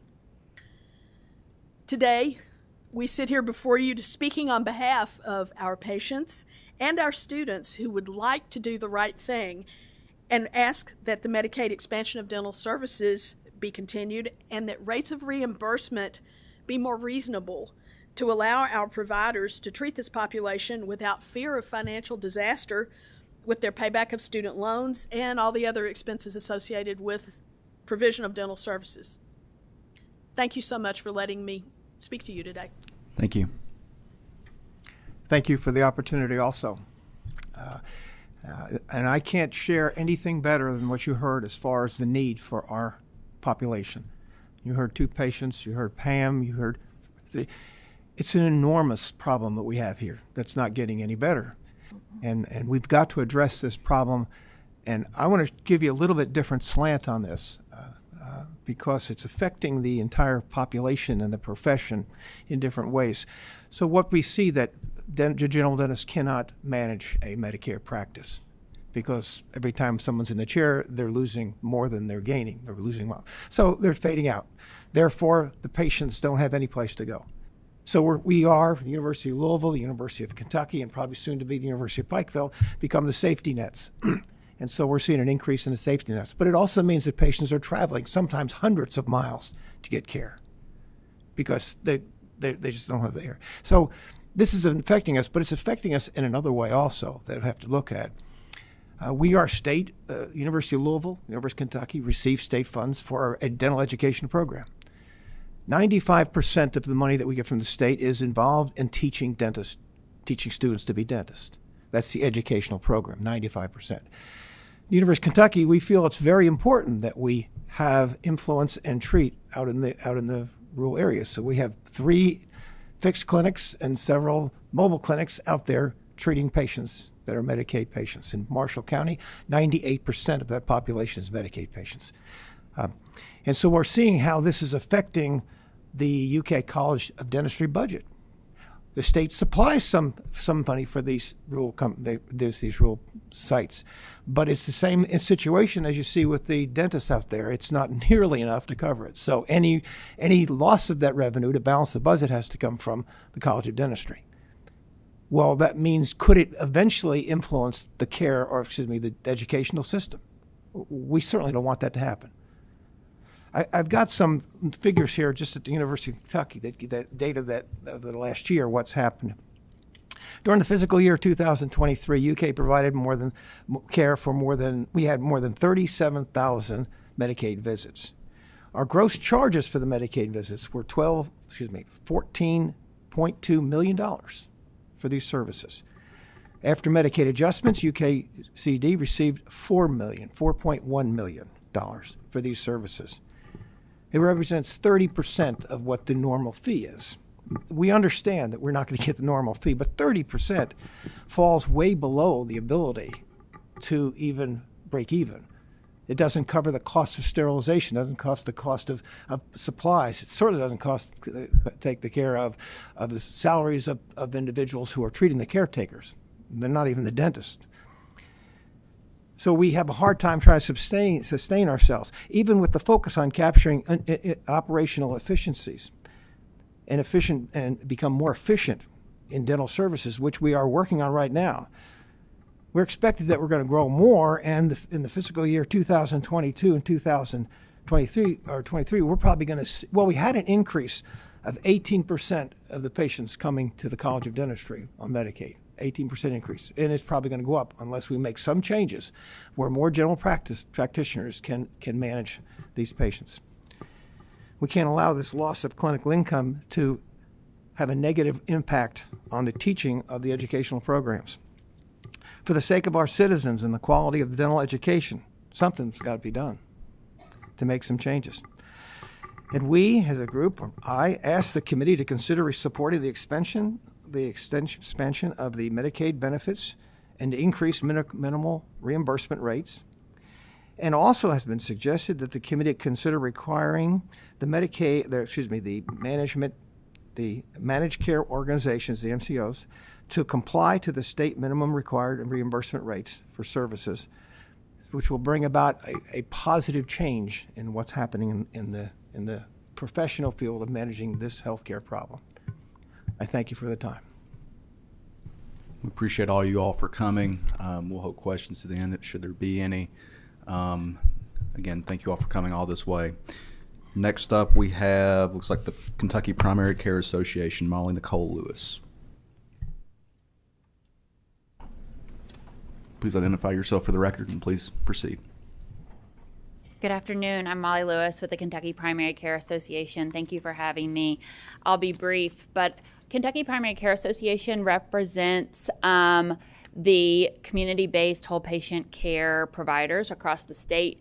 We have 30 federally qualified health centers and then rural health clinics, and last year took care of over 1 million unique patients. So it's a significant provider and across the state and an important part of this discussion. So when I say that, so what we do as an association is while typical for the 52 primary care associations across the country that participate in a program under the Bureau of Primary Health Care are unique to federally qualified health centers, we also take care of or include in our membership rural health clinics because collectively they're both in underserved areas. And we know we have a lot of that here in Kentucky. And when I use the term whole patient, I mean the whole patient. So it's required within the scope of services. It's not just your body, but also your mind, mental health, behavioral health, teeth, ears, eyes, and also just kind of life, transportation, food, housing, assistance with the justice program, whatever is impacting our well-being and that of our patients. We also, as one of our member services, we have a clinically integrated network, and so together we contract with the insurance providers or carriers for services. We have with 11 different plans, and it includes all 6 managed care organizations. We, as part of that network, we have about 480,000, and with redeterminations, it's going down to about 420,000 Medicaid patients. So this is real to to the patients that are served in our member clinics. And because I know that y'all are keepers of the purse and pay attention to budgets, and that a lot of this has a lot to do with a budget issue, it might be helpful to understand that at stake for those 420,000, 400 plus thousand Medicaid beneficiaries, it's about $2 billion in premiums going to the managed care organizations. So there's a lot at stake, and we're all really invested in helping to have cost-effective, high-value care. And the way that you create savings is by helping patients get healthy. And the way that you help patients get healthy is by taking care of the whole patient. And so I really thank you all for spending time to think about beyond just the traditional concepts of medical care or physician care, and to take into consideration the reimbursement methodologies necessary to sustain healthcare. And as everybody has mentioned before me, when we have healthier individuals, we have less healthcare costs, and we have more productive citizens who can contribute to their communities. A lot of our members, part of being a community-based provider is to employ they're not just patients, but they're also their employees. So it's all integral and related. I just wanted to touch briefly that last year, our federally qualified health centers, we have better data for that, took care of 153,000 patient visits, dental visits. For over 76,000 unique patients had dental visits. And when you talk to our members, they have wait lists of over 300. So what Dr. Stein was mentioning about wait lists and what Emily's testimony, those are real, and it's hard to access care because there's so many patients in need of services, so many patients in pain. And we know from the rules of moral hazard, it's not when people have different levels of insurance, it creates a chilling factor on how we access care. And if you don't think a service is going to be covered, you'll be taken care of at our member services regardless of your ability to pay. But there's an inclination in a human dignity where people don't necessarily seek out preventative care. And so if it's not covered, there isn't a tremendous amount of it wasn't recognized as a need beforehand because people weren't coming because they didn't recognize it as a benefit or something that would be covered or that they were entitled or eligible for. So I think that that's part of what we're seeing here. For example, Grace Health, Representative Lewis, and they serve 12 different locations: Clay, Leslie, Knox, Whitley, Bell, and Laurel counties. Last year, they decided to expand beyond just their school-based services and to also include adult services and for all of their patients, regardless of the school children. They did this because it was part of helping their patients get healthier. And it was also done in the wake of not having very stable regulations or reimbursement methodologies. They just committed that they were going to help make it work. Since the beginning of the year, they've had over 75 patients. 75% of the patients that have been examined have had tooth decay, and 70% of them have been on Medicaid. Checkups and cleanings are taught as to be standard of care every 6 months. I bet most of you all have had, cleanings every 6 months. In addition, the enhanced benefit through the Medicaid program and through these regulations has an enhanced the benefit, creates access to two savings, such as two saving services or indentures. Grace Health that I just mentioned, they've already restored 78 people's smiles. So those are people who can attend an interview confidently and go to bed without pain. I just think that this is an example that despite the instability of the benefit currently in terms of why we're here, KPCA is committed to helping to resolve this issue with you all, and we hope that you will look to us as a stakeholder who can help do some problem solving and get creative in terms of access points in order to help address the issues. We look forward to working with you. Thank you, Molly, and you're doing an exceptional job for all the organizations you represent. We have an Alicia Watley with us. Please proceed to the front and introduce yourself for the record.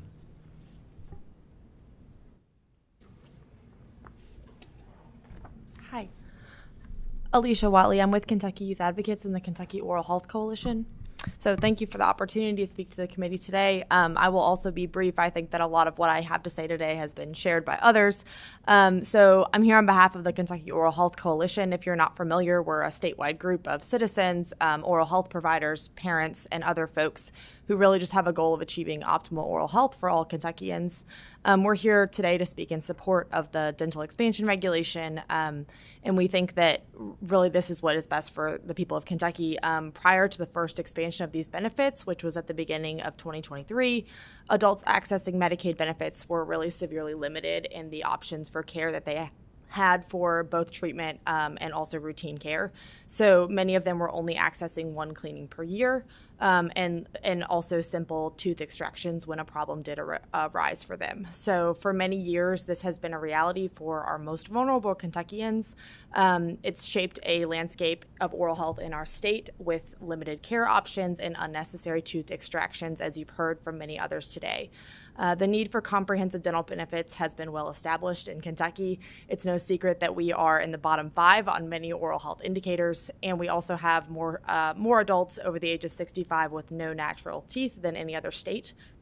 This proposed regulation that we're discussing today aims to address this lack of treatment options for folks around the state. For covering services, both restorative and preventive. The restorative services include simple things like fillings, but also dental implants and dentures. And it also would help to ensure that adults have those 2 cleanings per year, which is, of course, what is recommended on a dental visit schedule. So we believe that the Medicaid expansion that we're talking about for adults is really just a first step to improving oral health, but also overall health of the population here in Kentucky. Oral health conditions and loss of natural teeth significantly impacts the overall health of your body, and it can lead to increased risk for other complications. We know that in Kentucky, our Medicaid-eligible adults are already experiencing significantly higher rates of the diseases that are linked to poor oral health. These include things like cardiovascular disease, oral cancers, and substance use disorders. Their ability to effectively manage their disease is made considerably more difficult by a lack of access to necessary oral health care. This is both preventive and restorative. As you heard earlier, ensuring adults have access to routine dental visits, it doesn't just help improve oral health outcomes, although it obviously does. It also reduces costs. The ability to reduce ER visits it strongly is relying on access to care for adults on Medicaid in our state. And we know that other states that offer comprehensive adult Medicaid dental benefits do see a reduction in their ER costs for dental visits each year. And as you heard earlier, visiting the dentist or visiting the ER for a dental issue is rarely ever solved in the ER and continues to be a problem for that patient. One of the goals that's outlined by the Kentucky Oral Health Coalition is improved access to care for all Kentuckians. But we know that access to care is a complex issue, and it means a lot more than just what is outlined on your health insurance plan. So we also know that Kentucky has experienced significant workforce challenges, and the dental care field is really no exception to this issue. We have many Kentuckians who have had difficulty finding a provider, have those long wait times, or are traveling many miles outside of their local area to get care. We were very pleased to see that there was some increased reimbursement rates that went along with the expanded benefits, which ended more than 20 years of stagnant rates for our dental providers. And these rate increases were absolutely necessary for dental providers across the state, and we believe they should be retained. However, without the option to provide restorative treatments outlined in the proposed regulation, dentists are very limited in what they can provide to their patients. We're also hopeful that the increase will help bring more Medicaid-enrolled providers into the network over time. This expansion can offer an important first step towards providing comprehensive dental care for Kentuckians and addressing the growing oral health crisis that currently leads to absenteeism at work, costly ER visits, and higher rates of disease and substance misuse. And I think that some of this was shared by Molly a moment ago, but we also have one of our coalition members who is Dr. Kayla Fields, and she is from Grace Health. So I just wanted to share a couple of things from her that she submitted some written testimony to us because she is with patients today and couldn't be here in person, but she was born and raised in Hyden, Kentucky, and currently lives in London. So she is serving the southeastern Kentucky area. As you heard, many of their patients are on Medicaid, and many are experiencing high rates of tooth decay. So since the beginning of the expansion, they've provided many sets of dentures and are still in progress for several folks in the area. And she also wanted to share just some of the experience that she's had treating patients. So she did share that she has a close family member who has unfortunately experienced drug addiction but is recently in recovery. And that is one of the patients that they are in the process of making dentures for. And so she shared about how not having teeth for that individual really just created a feeling of inferiority and feeling that the dentures will make such a difference in his life and also continued recovery for that patient. Their goal as an FQHC is really not only just to provide access to care, but to provide access to quality and compassionate care for the whole person, and believe that this expansion will support that effort. So thank you all. Thank you, Alicia. Appreciate your testimony. I believe last we have Dr. Collins, Dr. Bill Collins. Is Carrie coming up with you? There we go. Out of Redbird, my district. Please introduce yourself for the record and please proceed. Carrie Collins, Executive Director, Redbird Mission and Redbird Clinic. I'm Dr. Bill Collins, no relation. I want to clarify that real quick here. So, I'm a practicing dentist, been practicing for over 30 years. I'm now the dental director at Redbird. I'm a Medicaid dentist. I have practiced Medicaid for 32 years. I started seeing Medicaid patients in 1990. Our practice now is over 80% Medicaid. So after I finish, if you have any questions, let me know, and I'll try to clarify some of the from a private practitioner standpoint. FQHCs and primary cares and rural health clinics don't have the same problem that private practitioners do. We don't get RAP payments. We get only Medicaid payments. So those Medicaid fees are low fees. In 2006, I was the one that started doing RAM clinics in Kentucky. We started those on weekends. We started with 18 chairs in Pike County. When we quit in 2014, we were seeing 1,300 patients a weekend. In 2010, Karen Kelly came to me and she said, we need to do this for the recovery patients. So I started working. The problem was getting funding to do dentures and restore people in recovery. So in 2017, I got my first grant for $18,000. I went through it in 3 months, and that was just recovery patients. So when we got this Medicaid expansion, I thought this was the greatest thing on earth that's happened to the people of Eastern Kentucky. You know, they're going to get their glasses, their hearing, their dentures, their partials. We can save teeth instead of having to pull all the teeth. And then the dentist, there's no dentist there to take the Medicaid because the fees are so low. The last fee increase we got was in the 1990s, and then when the MCOs came in, they hit all of the general practice guys for 10% reduction. So A lot of the dentists have quit. Right now at Redbird, we're drawing from 7 counties. I have got over 150 dentures started. And there's all kinds of hurdles to this. It's not just do a denture and get paid. You got to seat that denture. If that patient loses the medical card in the process, we don't get paid. I had a patient that went to jail just before we seated the denture, and we didn't know she'd went to jail. And then when she got out, she came and got the denture. Well, when we submitted to Medicaid, we didn't get paid. And luckily, Commissioner Lee helped us with it. But there's all kinds of hurdles that goes on that, you know, is not being told. There's pre-authorizations. And I know one of the big things that Derek has talked to me about is implants. Most patients can't reach that implant point. They've got to meet certain prior authorizations from the MCOs and Medicaid. If the mouth is not in a healthy state, or if every single tooth is decayed, or if they have diabetes or they're a smoker, they're not going to get implants.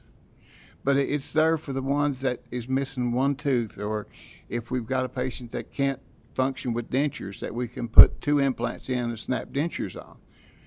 So it's when you start trying to manage everything just because it says, oh, there's an implant, they don't need implants. It's not that simple. Dentistry is not black and white. There's many gray areas in this, and that's one thing that it's hard for you guys to understand. And if the commission or the Department of Medicaid would allow a dentist that's practiced Medicaid for years to help them devise this system and set this pre-authorizations, it would help tremendously, because they don't know what we're seeing out here. And we're seeing so many patients that don't even qualify, that can't qualify for it. Senator Stivers has helped tremendously with us. He connected me with Jennifer Hancock, and we now do the Freedom House. So we're taking care of all the girls. I get a call when I pull into the parking lot here today. One of the Freedom House girls is in distress and swelled and can't open her mouth. And so now I've had to tell them what to do, and I'll be back tomorrow to take care of it. But this goes on constantly with us. And so we've got pictures, everything we can show you how much this expansion is helping. And a fun thing I want to beg is, please don't declare this deficient. I know that this is a work in progress. Call it a start and fix the program. Arkansas has got a really good dental Medicaid system. Sarah Huckabee is the governor, and Christy Putnam, who was a secretary here, is now her secretary. They have got the best fees in the whole United States with Medicaid. So it's possible. And as John F. Kennedy said, he said, let us not seek the Republican answer or the Democrat answer, but the right answer. Let us not seek to fix the blame on the past. Let us accept the responsibility of the future. These people are our future. Eastern Kentucky, and Derek knows we're suffering up there after Cole's gone. Our people are our resources, and we can't throw them away. We've got to get them back in the job markets.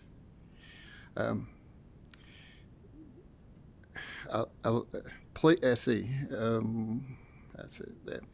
So I beg you to fix this expansion so it's acceptable and workable. It can be done. Things don't happen. They're made to happen. Our Commonwealth cannot afford materially rich and spiritually poor. We've got to believe in our people. Our greatest resource is our people. They must be healthy, free of pain, free of addiction, and able to function in a workforce. I have 30-year-old girls and 20-year-old girls and 16-year-old girls, and some that Representative Rogers has sent us up there that we put dentures in, and they're functioning. They're getting their kids back from Child Protective Services. One of them is a manager at a dollar store now. So there's a lot of success stories. I can only write so many grants, and that's what the only reason right now we're surviving. Dentures cost, my lab cost is $600 on a denture. And Medicaid is reimbursing us about $600. So the way we overcome it, we're writing grants, and we get from private institution grant money, and that subsidizes us to help us do it. Nobody in Bell County is taking Medicaid and doing dentures. We get them all. Nobody in Clay County can do them. So, and it's only because we got the grant money, and when that grant money runs out, we have to stop. So this Medicaid expansion is actually a vision. I think it's Andy Bashir's vision. And it's a vision to make healthier Kentuckians. And it's a beginning, but you guys can make it a reality. And that's what I beg you to do today. And if you got any questions for me from a private practice standpoint, hit me with them now. I'll be up front and honest. Thank you, Dr. Collins. In the sake of time, some of our members are running behind on some appointments. I'm going to just, Commissioner, if you want to come back up. Carrie, did you want to say anything? No, that's okay. Saw Josh earlier. Commissioner, if you want to come back up, and then if does any of our members have any questions or comments in general? Representative Frazier, we'll go to you first. Thank you for being here today, and thank you for all of the comments. And in my private life, I am a practicing audiologist, and so I would like to just make some comments from the provider standpoint. And a lot of the workforce investment comments that have been made, a question that I have as a provider is, I would traditionally send those people through the Office of Vocational Rehabilitation. So when would I choose to send them that route, or when would I, approach them through potential expansion of services? So, from a budget standpoint, I just want to, do we fund both routes, or how does that play out? And that's just, you don't have to respond, but it's just a question that I have also, in my head as I plan treatment for my patients. Another comment that I have is, how is this information shared with the MCOs? Because the pre-authorization aspect of it, each MCO has a different process, and so they use different modifiers, they use different, it's just each one is different. And I guess the end of that story is I have seen many patients. I have yet to be paid on one, and my vendor invoices are approaching $20,000, and so I can't afford to have a Medicaid patient in my chair. And I am a Medicaid provider, and I've provided hearing tests and hearing services all over this state. But if I can't, the wheel has to be greased to keep turning. And if claims aren't paid for providers, then I'm trying to make a decision. Can I continue to be a Medicaid provider even though I've been doing all of these other services for years? So these are just general comments. I agree with the need. I agree with the outcome. I agree with the benefits of it. But providers have to be the providers are carrying the burden, I guess, is just my general takeaway. And any solution to that effect, and I'm happy to be a part of that solution, just like the gentleman from Redbird. So I would encourage MCOs, perhaps, or the cabinet to work with providers, because we do have the heart. We have been seeing these patients and making, we want to see them thrive. It's best for all of us. So.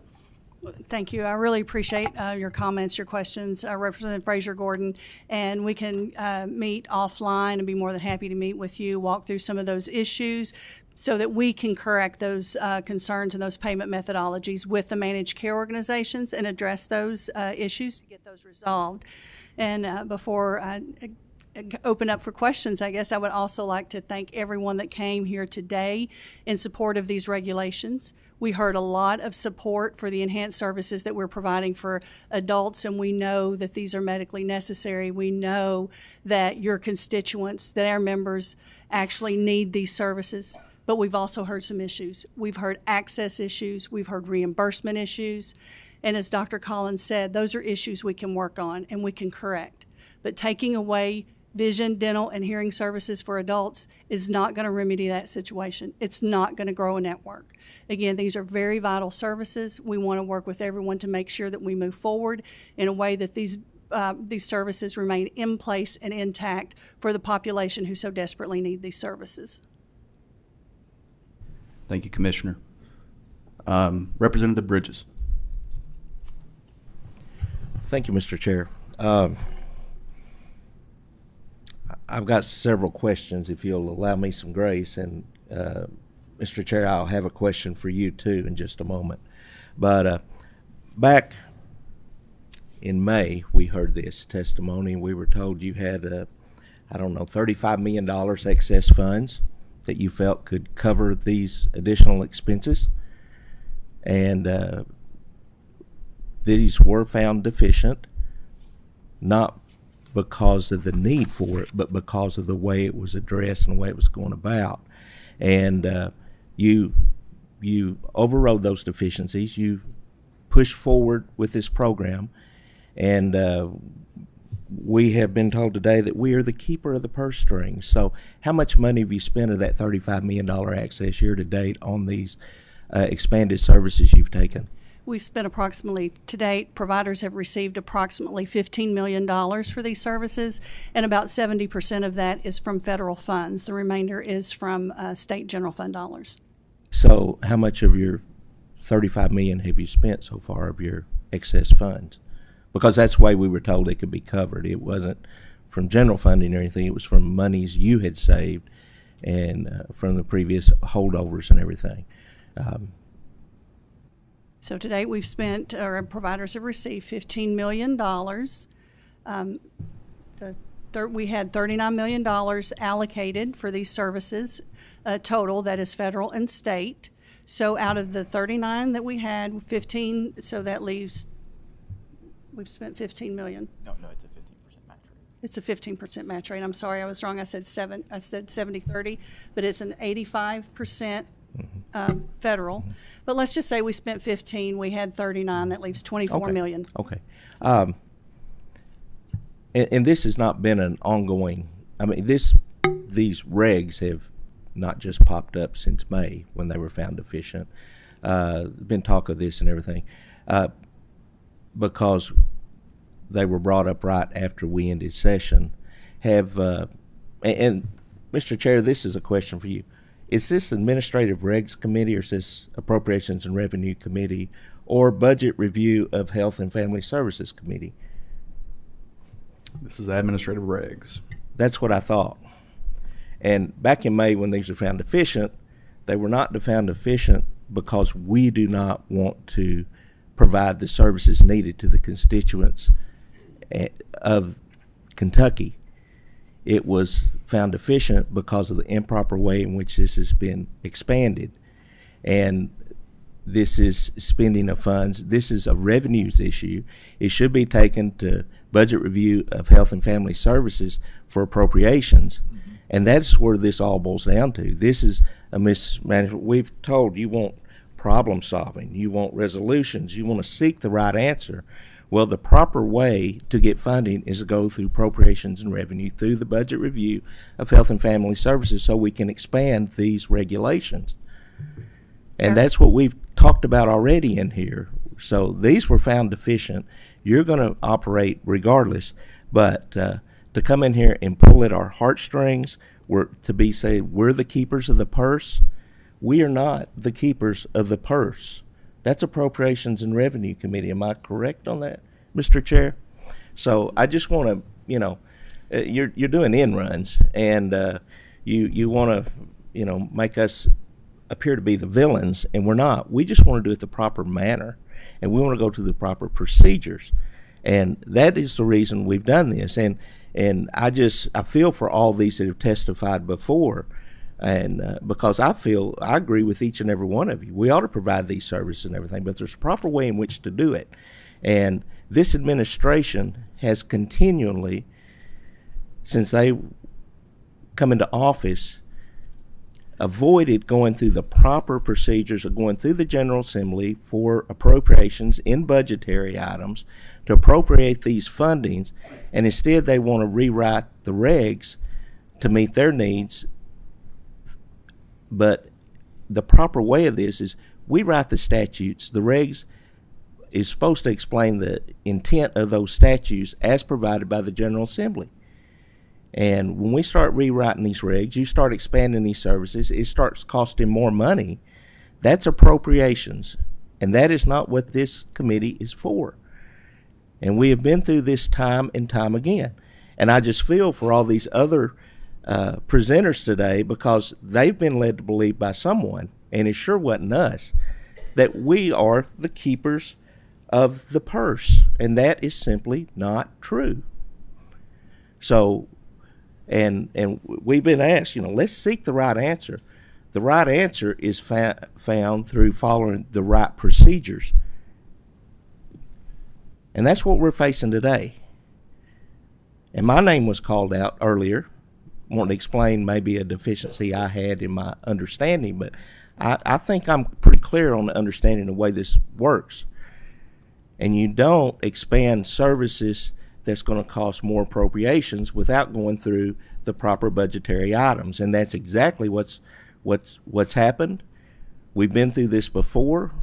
It's deja vu, except this time you come loaded with bear with all the others that I feel like you have inappropriately led them to with some wrong ideas of how this works. And I'm just very disappointed in you. I'm just going to be honest. I have. We've told you our intent. We are the legislators. We write the statutes, and we follow through with that. But we have been very point in the problems with this procedure, and we can see. I mean, I think it was April the 14th or 17th when this was brought right up conveniently right after we stepped out of session.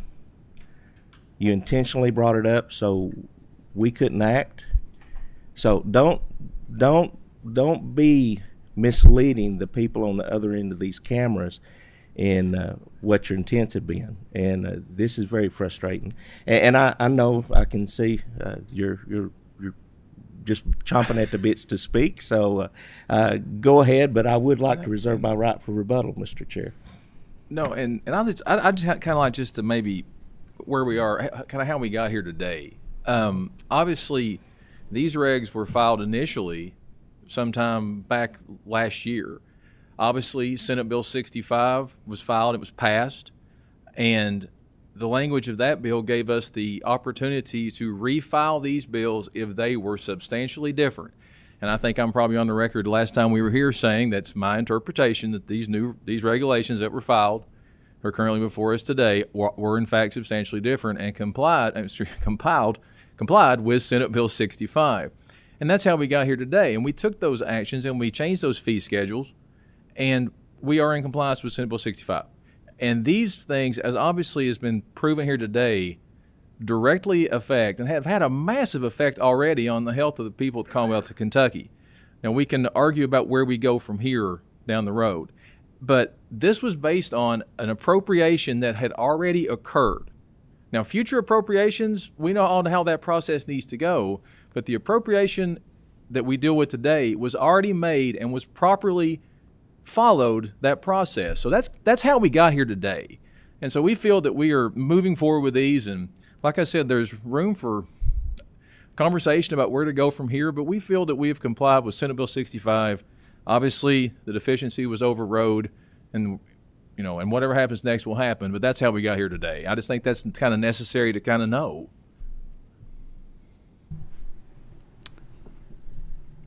Please. Senator Yates. First of all, thank you. And it did, in fact, pull on my heartstrings, as it should any Kentuckian. We watch us year after year, the number one worst in the nation, the number 5th worst in the nation. And then we get into arguments over technically who should be moving what forward. Well, I'll tell you, before I ran for office, like most people at home, you just beg that we do our job and move something forward. So first of all, thank you for your leadership and pushing forward. I think that we've seen a massive effect with these numbers. I think every member of this committee, forget the partisan politics and political games, I think everybody can admit that something has to be done, that these appropriations have to be made. Unfortunately, there's still nothing on the September agenda to do something. So thank you for bringing this forward. And for people watching at home who also feel that way, be mad when people talked about what technicality says we can't do this, because it can be done. If we want to get it done, we'll do it in the budget. We'll do it in the right committees. It'll get passed if we want to, because we do control. The legislative body starts in the House, does control the purse. And the budget is your moral compass. What is your priorities? So what we've seen is this little bit investment with an 85% federal reimbursement having a great economic impact within the Commonwealth of Kentucky. Not only is the compassionate thing, it's the right thing, you're getting people back to work. We get aggravated, our business owners, our small business owners throughout here, we get frustrated that we don't have a willing, ready workforce. But we know this basic provision in here can do that, can make those changes. Let's not be short-sighted. Look, we all have the same goal, is a healthier, better, stronger, more stable Kentucky, and it starts by investing in the people. And we know by just a 15% match it works. So today, I don't think anything's going to happen through administrative regs. I don't. But I do think that it's so important that we're talking about this, because if I'm sitting here with my colleagues, regardless of your partisanship, you're going to care about your people. You're going to hear that this has worked. And then so when we do pass that budget, hold us accountable. If it's not in the budget, if you don't see your senator and your representative standing up fighting for it, then hold us accountable. I think we'll do the right thing. Thank you. Thank you, Senator. Representative Bridges. I just want to follow up. My point is, you had a whole session to bring this to budget review, and you didn't. And a day after session was over, you dropped these regs. You knew exactly what you wanted, and you didn't act during the proper time. We could have got this in the budget. And that is the sad part. That is the sad part that is all about this. And, you know, I don't want to be accused of playing partisan politics, because I believe that's what's been done on us, and I don't appreciate it. And I've, in a roundabout way, told me to put my money where my mouth is. I'm going to tell this cabinet to put their money where their mouth is, have a full-fledged bill written, ready to go, someone to carry it, and put it before the Budget Review Committee of Health and Family Services, put it before A&R, and do it the proper manner, because you have failed to do so to this point, and that's why it was found deficient the first time. So don't try to whitewash this or whatever. We have people out there needing this, but they don't need it for 6 months and then it go away. They need it for the rest of their life. We need to look at this and make this a sustainable program so we can carry on. And you're not putting it in the proper manner in which it can be done so.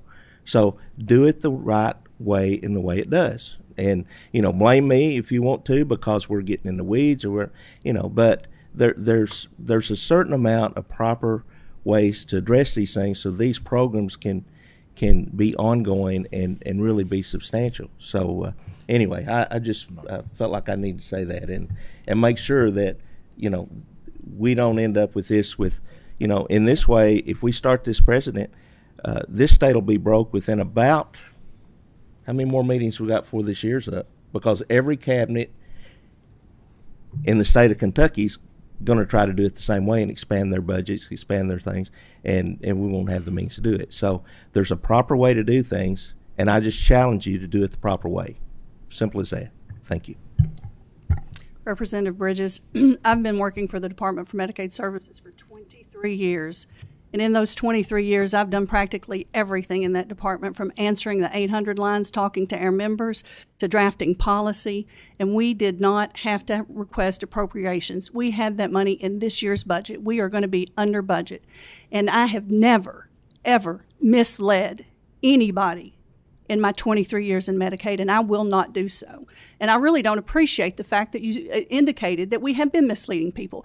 Everyone in this arena today that came to testify has seen this entire thing play out in this very room, in this forum. They are here in support because they are concerned that individuals are going to lose their benefits. Very passionate committee meeting today. I wanted to let everybody's voice be heard. I have a couple questions and a comment. Have you all, since the May meeting, these are the e-regs that we're primarily talking about. They were found deficient. Of course, ordinary regs will be coming up in a future meeting. Have you all spoken with Chairman Meredith, Chairman Moser, Chairman Petrie, Chairman McDaniel. Secretary Friedlander has spoken with representatives. I personally have not spoken to them about this particular issue. Thank you, Commissioner.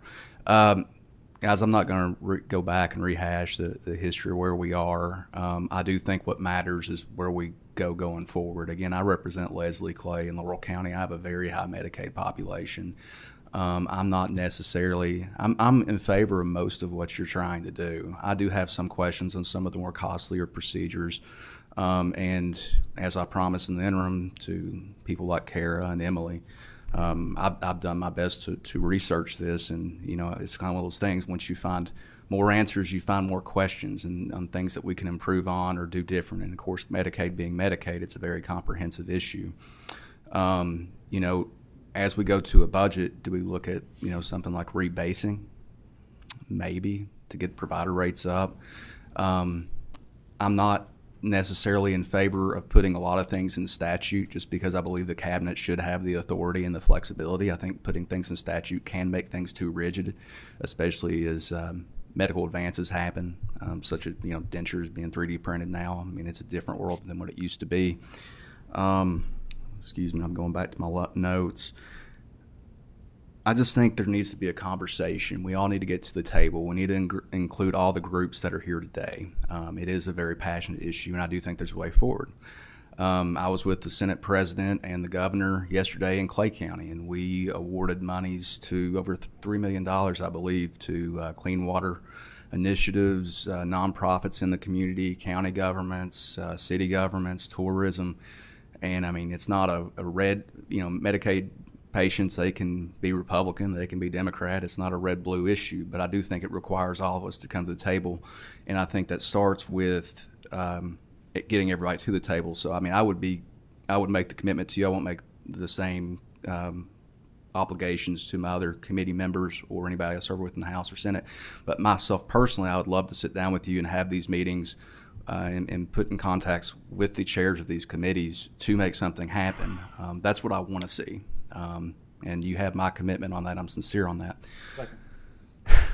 What I don't want to see, and I know we're in an election year, what I don't want to see is this made to be a political football. I don't want to poison the well and leave patients and providers holding the bag. I think we can make a difference if we need to make a difference. Maybe we don't get everything we want on either side. Should that be just rate increases or expanding some services and waiting to see on others? I don't know what that looks like. Again, you have a lot more experience in this arena than I do. I'd be honored to work with you on it. I just think we all need to get to the table and in an earnest effort and be ready for next session. We do have the ordinary regs coming up in the future, and hopefully we can get a good start. But I appreciate you all coming here today. Thank you. Thank you. Great testimony from everybody today. Again, these are the E-regs, and there will be ordinary regs in the future. That being said, moving on, please call the next regulation. Department for Aging and Independent Living, 910 KAR 3030. 910 KAR amends to update various provisions to remove room and board from personal care assistance services, to amend the eligibility requirements for environmental modification to the recipient's residence, to allow a recorded land contract as an alternative to a deed, and require a letter from the landlord approving an environmental modification if under a lease agreement. It also amends to add hearing services by a licensed audiologist as a wraparound service benefit, to prohibit program funds from being expended for modifications to rental properties that cost over $2,500, to update in-person face-to-face contact requirements between the case manager and eligible individuals, to allow virtual face-to-face contact as an alternative to phone contact during any month an in-person face-to-face contact does not occur, to add to the requirements for service providers who are also an employee of the recipient, to make involuntary termination permissive instead of mandatory if approved benefits are not accessed within 90 calendar days of the approval notification, and to update language concerning appeals. First of all, thank you for your patience. Please introduce yourself and please proceed. My name is Scott Collins. I'm the branch manager for the Traumatic Brain Injury Trust Fund. Is the microphone on? It is on. Oh, no, you got to push your button. Oh, I'm sorry. You're good. My name is Scott Collins. I'm the branch manager for the Traumatic Brain Injury Trust Fund. I'm Sarah Putoff. I work for the Department for Aging and Independent Living. There are no amendments to this. Is there any questions from members of the subcommittee? Thank you. Please call the next regulation. Department for Community-Based Services, 921 KAR 1400.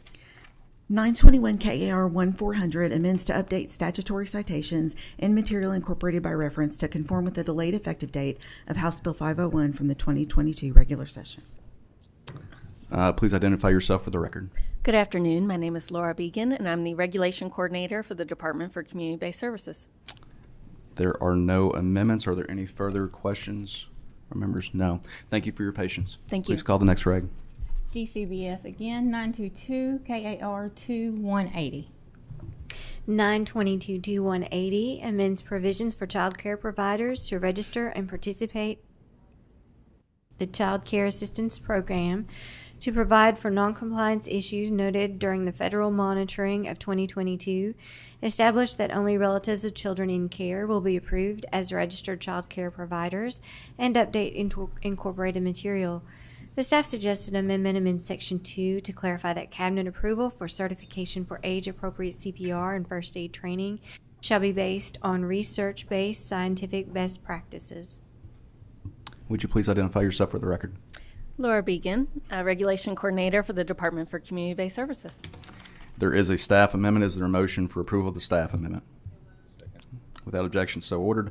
Any questions from members of the subcommittee? Seeing none, we are at the end. Thank you very much. Thank you. We're at the end. We have a rock star staff here in administrative regulations. Thank you all. Our next scheduled meeting is the second Tuesday of September, and it looks like September the 12th.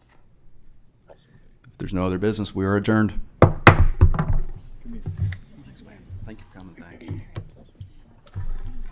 Thank you all. Great job.